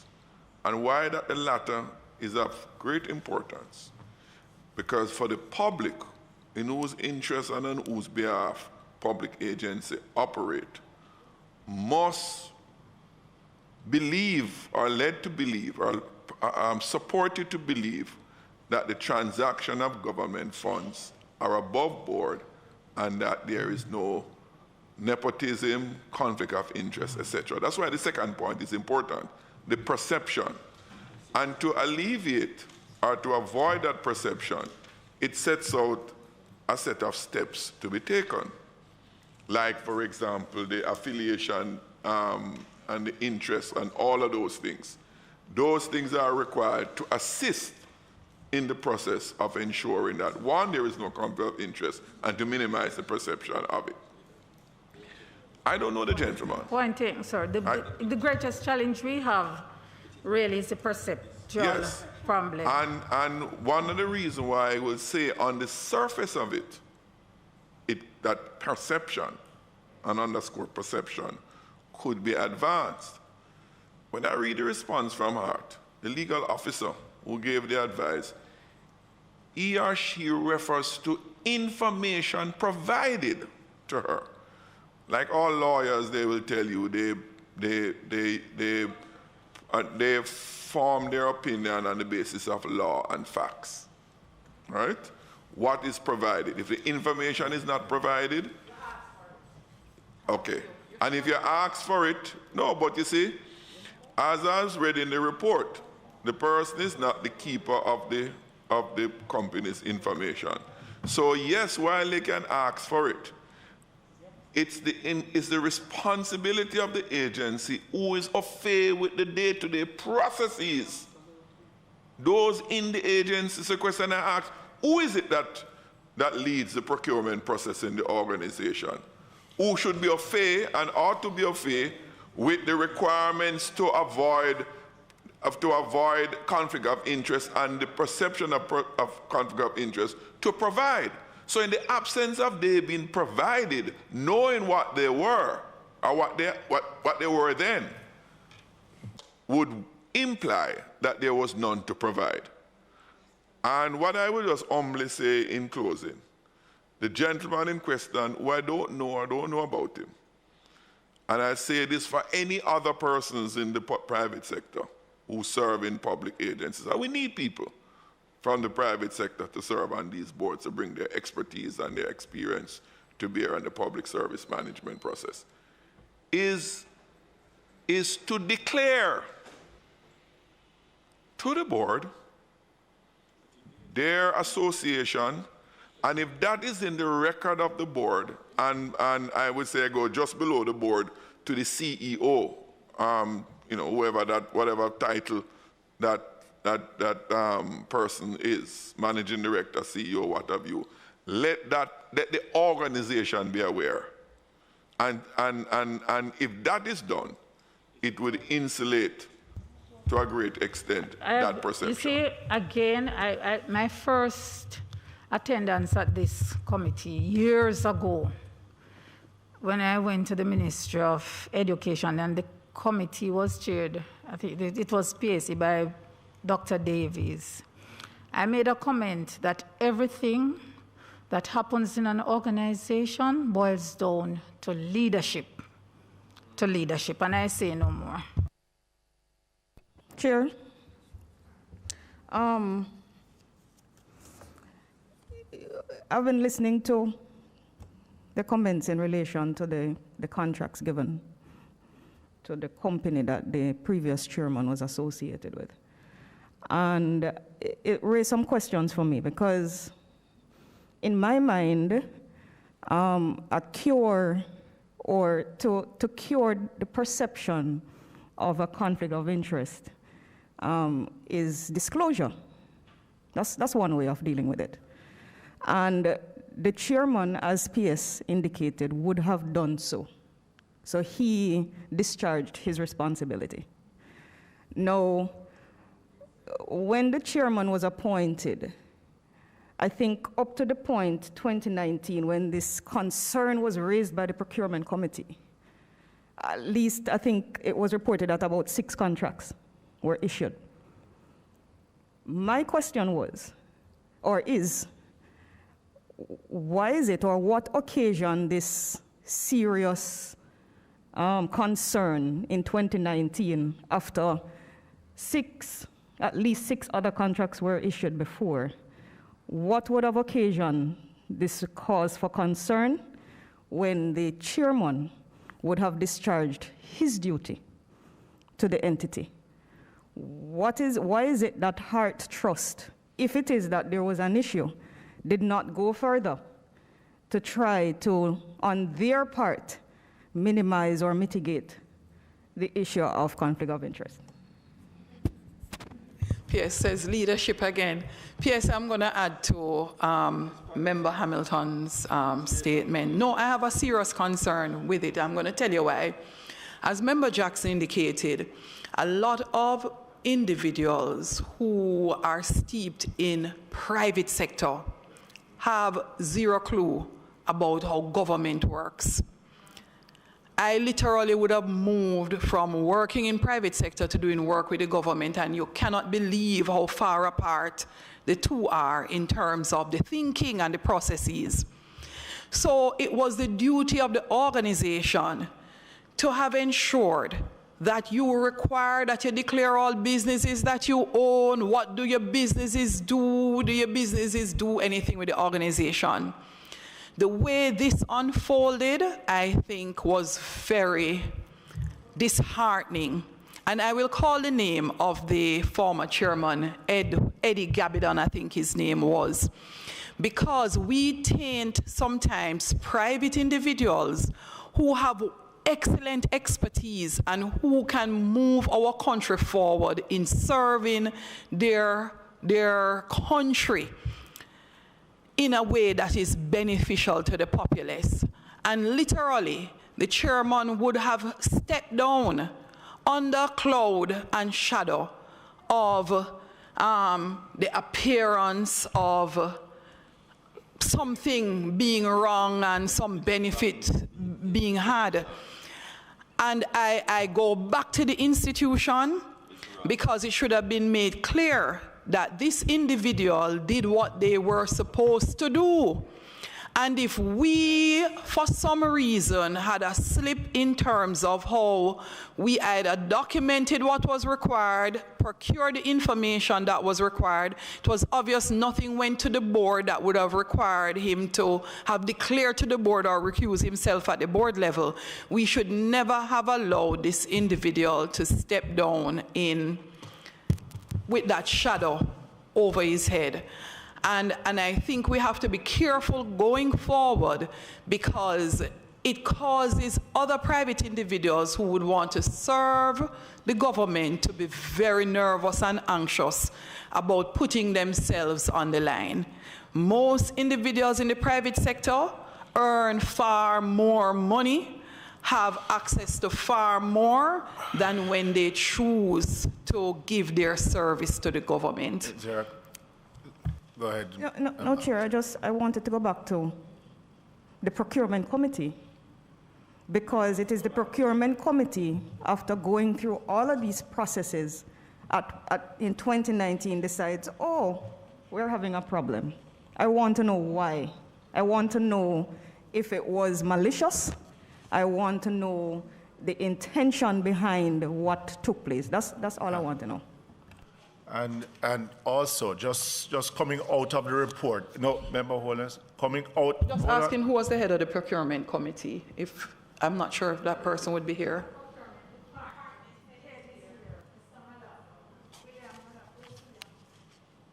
So you want him to, Mr. Malab? Okay, Mr. Chairman, Madam Member, sorry.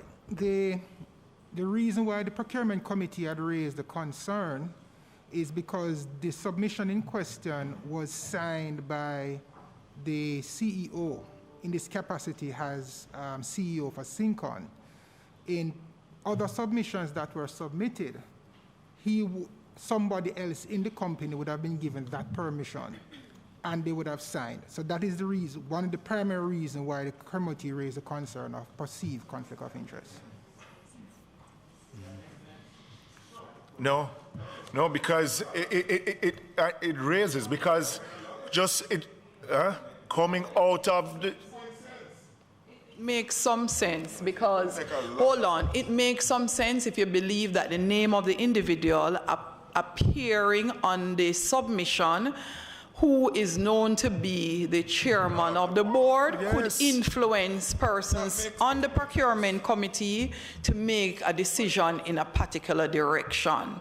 Member Holness, let me just refer you back to page 4 of the Hart report, where it says, with respect to the Hart NSTA Code of Ethics Handbook 6.0, it is noted that the handbook indicates, members, I'm reading, Member Jackson,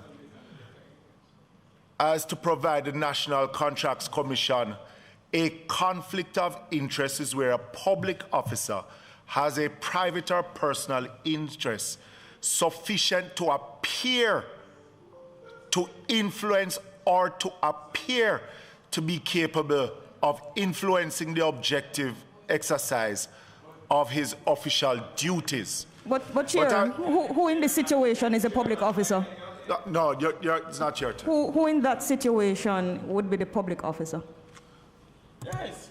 The public officer would be, in this instance, would be the chairman. The chairman. He is a public officer?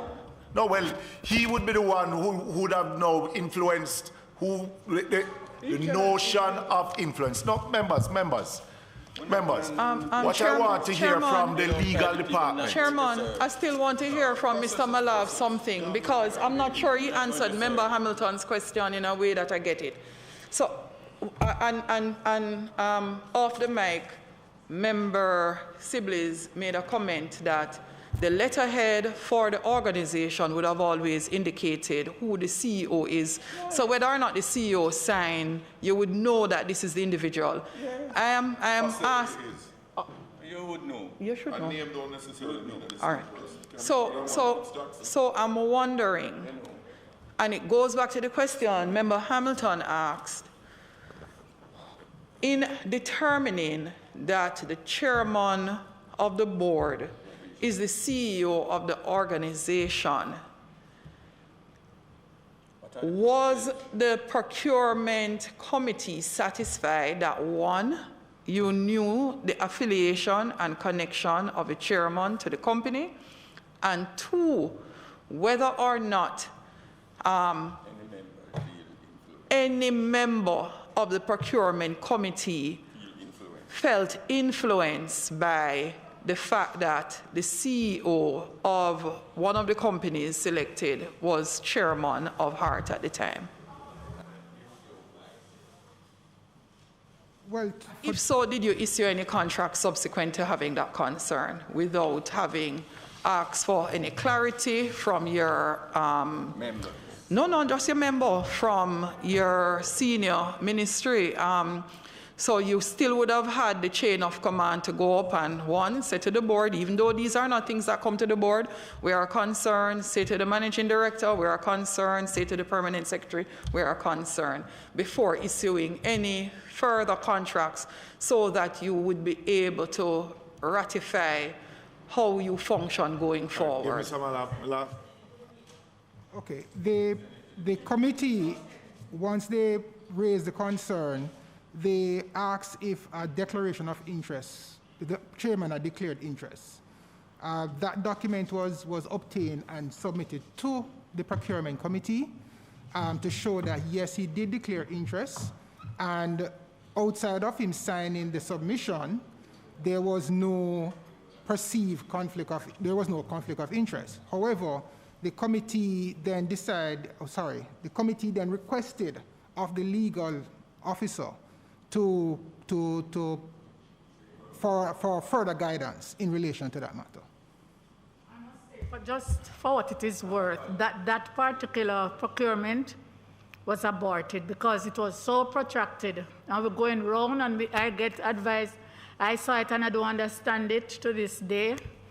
So they aborted it. And yes. Oh, but P.S., I will just want to, coming from the statement of Mr. Malav, I definitely believe that in the end, it is good that it came to PAAC because it is the first time. Member Holness. It is the first time. No, it is the first time that the public has a sense. No, Chairman, it is the first time that the public has a sense that the chairman, who ended up having to resign, actually followed the procedures and did the necessary declaration. I wasn't of that view. I didn't understand that before. You know what is funny about this? is that the legal department who is here, who had an opinion, whose opinion that we sought, right? That I would love to hear from the legal department. Yeah? So, yes.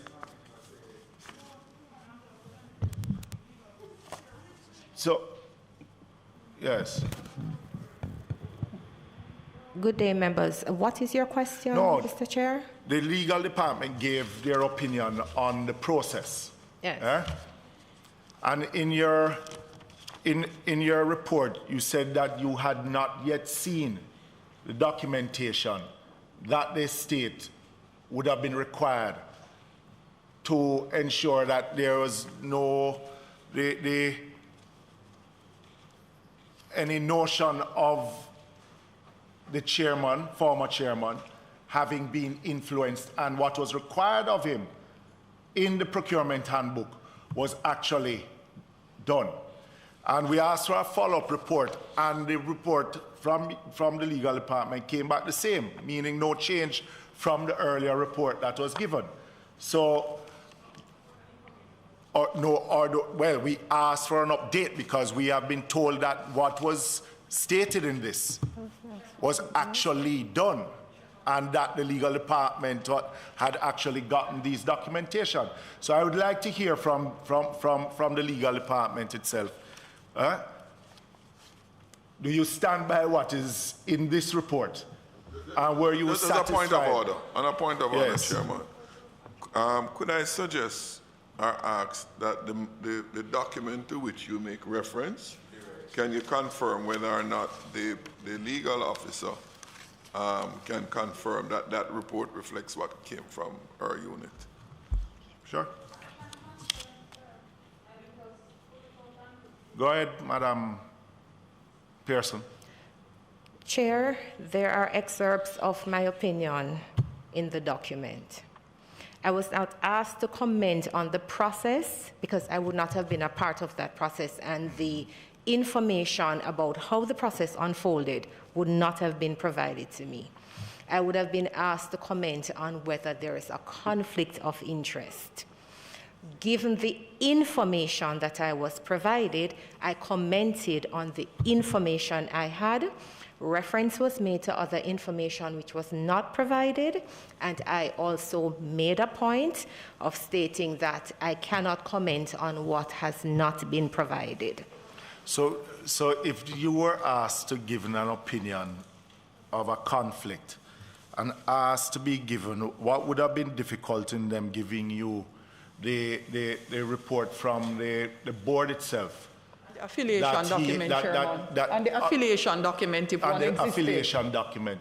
What would have been difficult for them to forward that to you, for you to form your opinion? But Chair, to be honest, Chair, to be fair to the attorney, she would not be able to answer that question. No, it's not really her. It is really, the question or who did you would ask really, of that information? the question would really come from the procurement entity or department that required her advice. So you would have to ask the procurement section. If I'm not an attorney, Member Hamilton is a learned attorney. I would not be giving an opinion if you are not giving me the information I need to give that opinion. That I would humbly suggest. I would say I can give you an opinion to hear. Because which is what she did. Because there is something in that report that for me I got from it that the affiliation was not declared. That stood in my mind. No, with all due respect, with all due respect, Member Holness, if the legal department asked for the document, because she said in this, if you have read it properly, that she has not been furnished with the information to date. Read it. Yeah? So if it is that she has not been furnished, she can only give the information, the opinion on what she has been furnished. So, Chairman, and all I want to find out, why wasn't the information furnished to her once she requested it? I'm not in a position to say why it was not, Mr. Chairman. Not you, Ms. Pearson. What I'm saying is, Chairman, the decision of the legal individual was significantly founded on whether or not the necessary declarations would have been made. Madam That is a big part of the process. Madam Holness, the problem that I'm having with this is that we have asked for an updated, and she's still not in receipt. Hold on, still not in receipt of it. So I just want to Ms. know, Pearson, Madam Pierce, are you in receipt of any affiliation document that would not have been there at the time, but subsequently found and provided to the legal department? So what Chairman is saying is he would have had a report. It did not indicate that that you had received the affiliation document, and he's saying if you have subsequently received it, is it a yes or no? And if you have received it, would it have changed your legal opinion?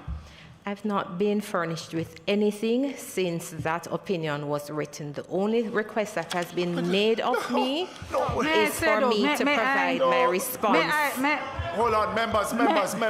May I say, because the chairman is asking the PS, you know, in terms of, we did not pursue it because by the time it was out there and all, there was no need to, because it was specific to that procurement. And it was aborted. We were told that it was aborted. No, but so Madam Pierce, with all due respect, this is a public document. It infers that there was a breach. No, but even if the matter is closed or not, we ask for an updated report. Well, I'm saying that I did not ask her for any updated because she was looking at us. No, but she says she's still not in receipt of the document. I am saying, from my perspective, Chairman, that it was referring to that specific procurement. It's one, it's several they have had, and the issue was raised about one. And by the time I got back to the organization, I was informed that there was no, because it was aborted. So. Mr. Chair, I come back to the second of the 2 points I raised earlier, PS. Conflict of interest and the perception of conflict of interest. Right? The reason why certain documentations are requested in the procurement procedure guidelines is to avoid. So if the lawyer is asked to give an opinion on it in respect to any perception, there is certain documentation that the lawyer would require to give that opinion. If you don't provide the required information to enable he or she who happens to be the legal officer, then they can only give advice based on what they before. And they asked for this document, and it was never presented. I'm sorry, can I? On that regard. Hold on, let Mr. Malav is trying to. Yes. Turn off. And I said, the truth is that by the time it went back around, we were told there was no need for any further pursuing of the matter because the procurement thing was aborted. Who said so? Who said that? I was told so by the managing director. It's aborted. So, and remember, it's not that it was public issue. It was not that it was a general concern in terms of relationship with procurement and the CEO at that point. It had to do with one procurement opportunity, that specific one. Yes, that wasn't made clear. Member Holness, That's why I was waving my hand, hold on, Mr. That Malav is trying to say something. Let me just... Mr. Malav, you say, and then... Member Holness, let him just respond. Go ahead. So, sorry, Chair. Based on the information that I have, is that the document, in fact, that was requested was provided to the legal department. I'm not sure what has transpired, but I'm told that it was provided by the chairman of the procurement committee at the time on the request. And to the point of the aborting of the tender actually happened on February 6, 2020, which was before the documents were published in the space. No, you talked too much before when I wanted to talk. Too bad. Come, Member Holness, time is going. All right. I'm making sure to take my time with this one. Legal department Procurement Department, PS. I believe an injustice, well, you're ultimately the PS.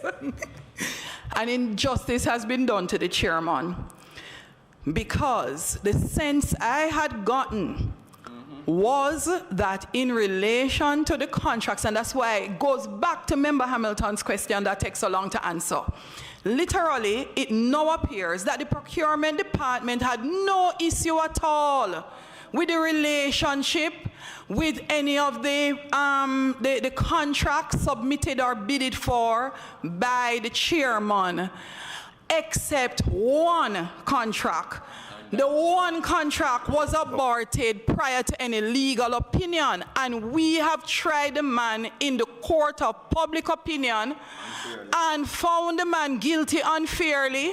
He has resigned as the chairman for Heart, and somebody owes Eddie Gabidon an apology. Because I read the Gleaner when the gentleman said, in national interest of moving the organization forward, he was taking a step back and he was submitting his resignation, though he thought it was unfair. And listening now to the process, Chairman, why can't I be allowed to finish speaking? No, because you're not even acknowledging that I'm calling you. Listening to the responses now, Chair, I am of the firm view that the man was unfairly treated and unfairly, in a very public way, made to look as if he did something dishonest when he did not. The public went off of the report from Heart itself. No, Chair, I will concur with Member Holness's pronouncement just now, because it's the same thing, perceptions.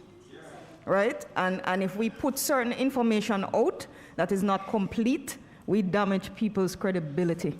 Well, what I would have to say, Chair, go ahead, Member Simmons. I too concur with Member Holness' position, but further, I am also concurring with the Permanent Secretary's opinion or statement that she said earlier, leadership. It seems to me that nobody appears to be in charge at the Heart, you know, and the in-charge person is the person who is gone. For somebody's reputation to be mauled. All right. Go ahead. We're wrapping up now. Microphone. Malab made something which I think might have escaped many. He said that the chairman of the procurement committee advised that the declaration form was submitted to the legal department. Is that correct? That is correct. The chairman of the procurement committee advised you that the declaration form requested by the legal department was submitted. On the other hand, the legal department said they got no such document. So somebody not telling the truth. It is either going to be the legal department get it and say them not get it, or the chairman of the procurement committee say him give it to them and never give it to them. Both can't be correct at the same time. So, who's the chairman of the procurement committee? The former chairman. Former chairman. Yeah. Well, the former chairman of the board? No, the procurement committee. Her name is Mrs. Marsha White Fletcher. Mrs.? Marsha White Fletcher. Well, I noted. Not hearing the surname. Oh, sorry, White Fletcher. Mrs. Marsha Fletcher. White Fletcher. Fletcher. Okay. Yeah.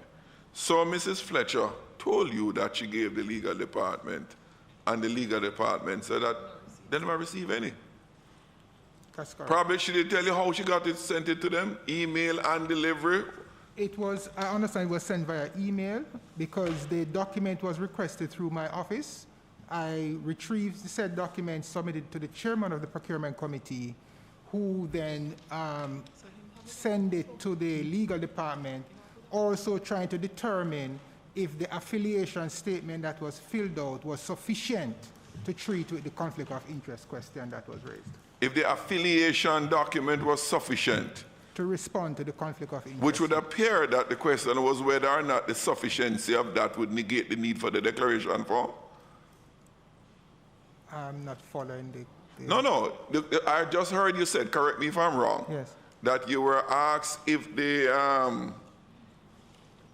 affiliation document was enough to satisfy what the legal department want. Is that, did I get that correct? The chair of the committee was requesting from the legal department if the conflict of interest definition based on the policy, Right.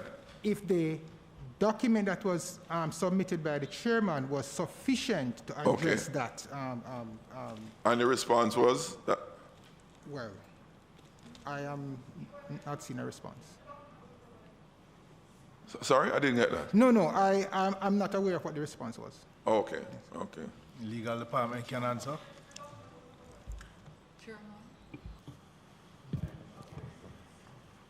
Mr. Chair, if you look at page 2 of the document in front of you, it spoke to the statement of affiliation and my position on it. And page 3, where I was asked about the declaration of interest and the scope that it covers. That is the document that the then procurement chair asked about, and whether or not that scope is sufficient to absolve the chairman of answering a question of conflict of interest or perceived conflict of interest. That I could not speak to because I had not seen that, and I did say so. On page 2, the statement of affiliation, yes. I did indicate that based on what was presented to me, I could not speak to its sufficiency, because the question of sufficiency goes to what it is that the organization is asking you to declare. What is it that we are asking you to put on the table so that persons can know what you are about when they engage with you? And I could not speak to it because there was just nothing on the form that gave me information. I dare to say, Chairman, that in light of the legal department's report and further elaborated on this morning, it is reasonable for suspicion of conflict of interest to exist in the absence of the requisite information to determine such or not, given the fact that the legal officer made the request and it was not supplied by Ms. Fletcher. The question one asks is why? Chairman, if this process was aborted from long time ago for the single contract that was of concern, it stands to reason that any reasonable, sensible individual must ask the question, what could have happened to put the chairman in light of being in some way corrupt, that the man ended up having to resign from an organization that he was giving service to just a month or two ago. So if the contract in question is aborted, I'll go back to it. You would not have had an issue to carry forward to argue that this individual in perpetuity should not serve and would have left under a cloud. Again, Chairman, I say Mr. Eddie Gabbidon, former chairman for Heart, is owed an apology, and I would hope to see himself and persons like him in the private sector coming back to serve. We have a responsibility to make sure that as a government we are very clear on the processes that people should follow. Or the government? What are you here in capacity of now? All of us are government, including you, Chairman, and Jackson. All of us are government. All right, member, thank you very much for your closing statement. We need to make sure that we take responsibility to outline for individuals what is required of them, because the institution is ultimately responsible. All right, just my final. Mrs. Prince, you're the acting Managing Director, Chair.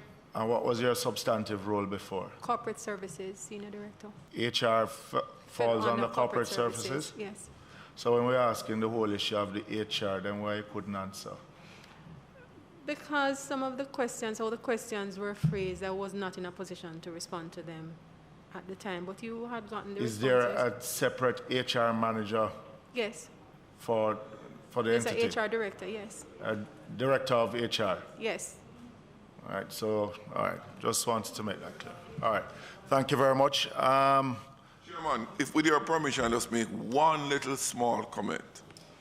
One of the primary responsibility of this committee is to ensure that the due processes established by the government of whichever administration is adhered to by our public agencies and the persons who function in the capacities. I think that is what Mrs. Holness is missing in this, so, yes.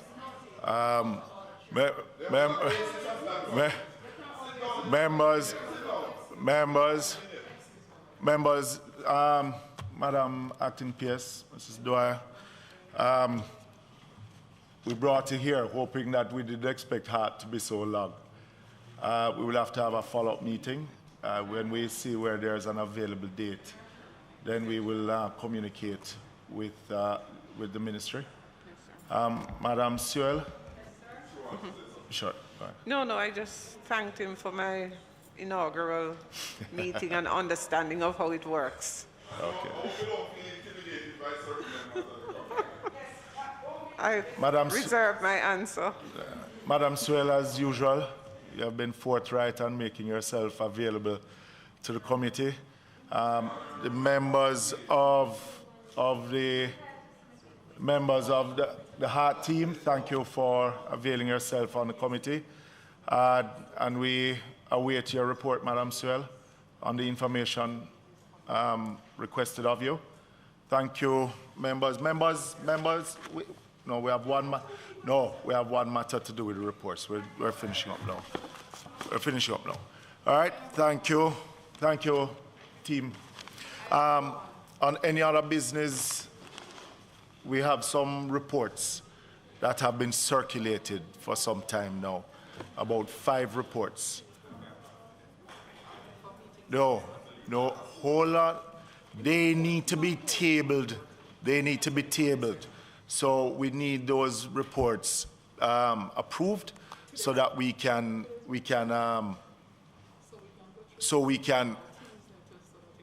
right? So we need those. They have been sent for months. They're also in your documents, in your files. All right? So that we can table those reports. I'm not hearing it. Did you want to do that now? Or you want? Well, just need approval for the reports so that we can table them in Parliament. Okay, no problem. All right? Yes, they're all in here. But they need to be signed, members, and tabled. There are 5, so they're way outstanding. All right? Thank you. Let us conclude the meeting. Thank you, members. Chair. So moved. So moved, seconded by Member Holness. And the date of the next meeting will be communicated to the members.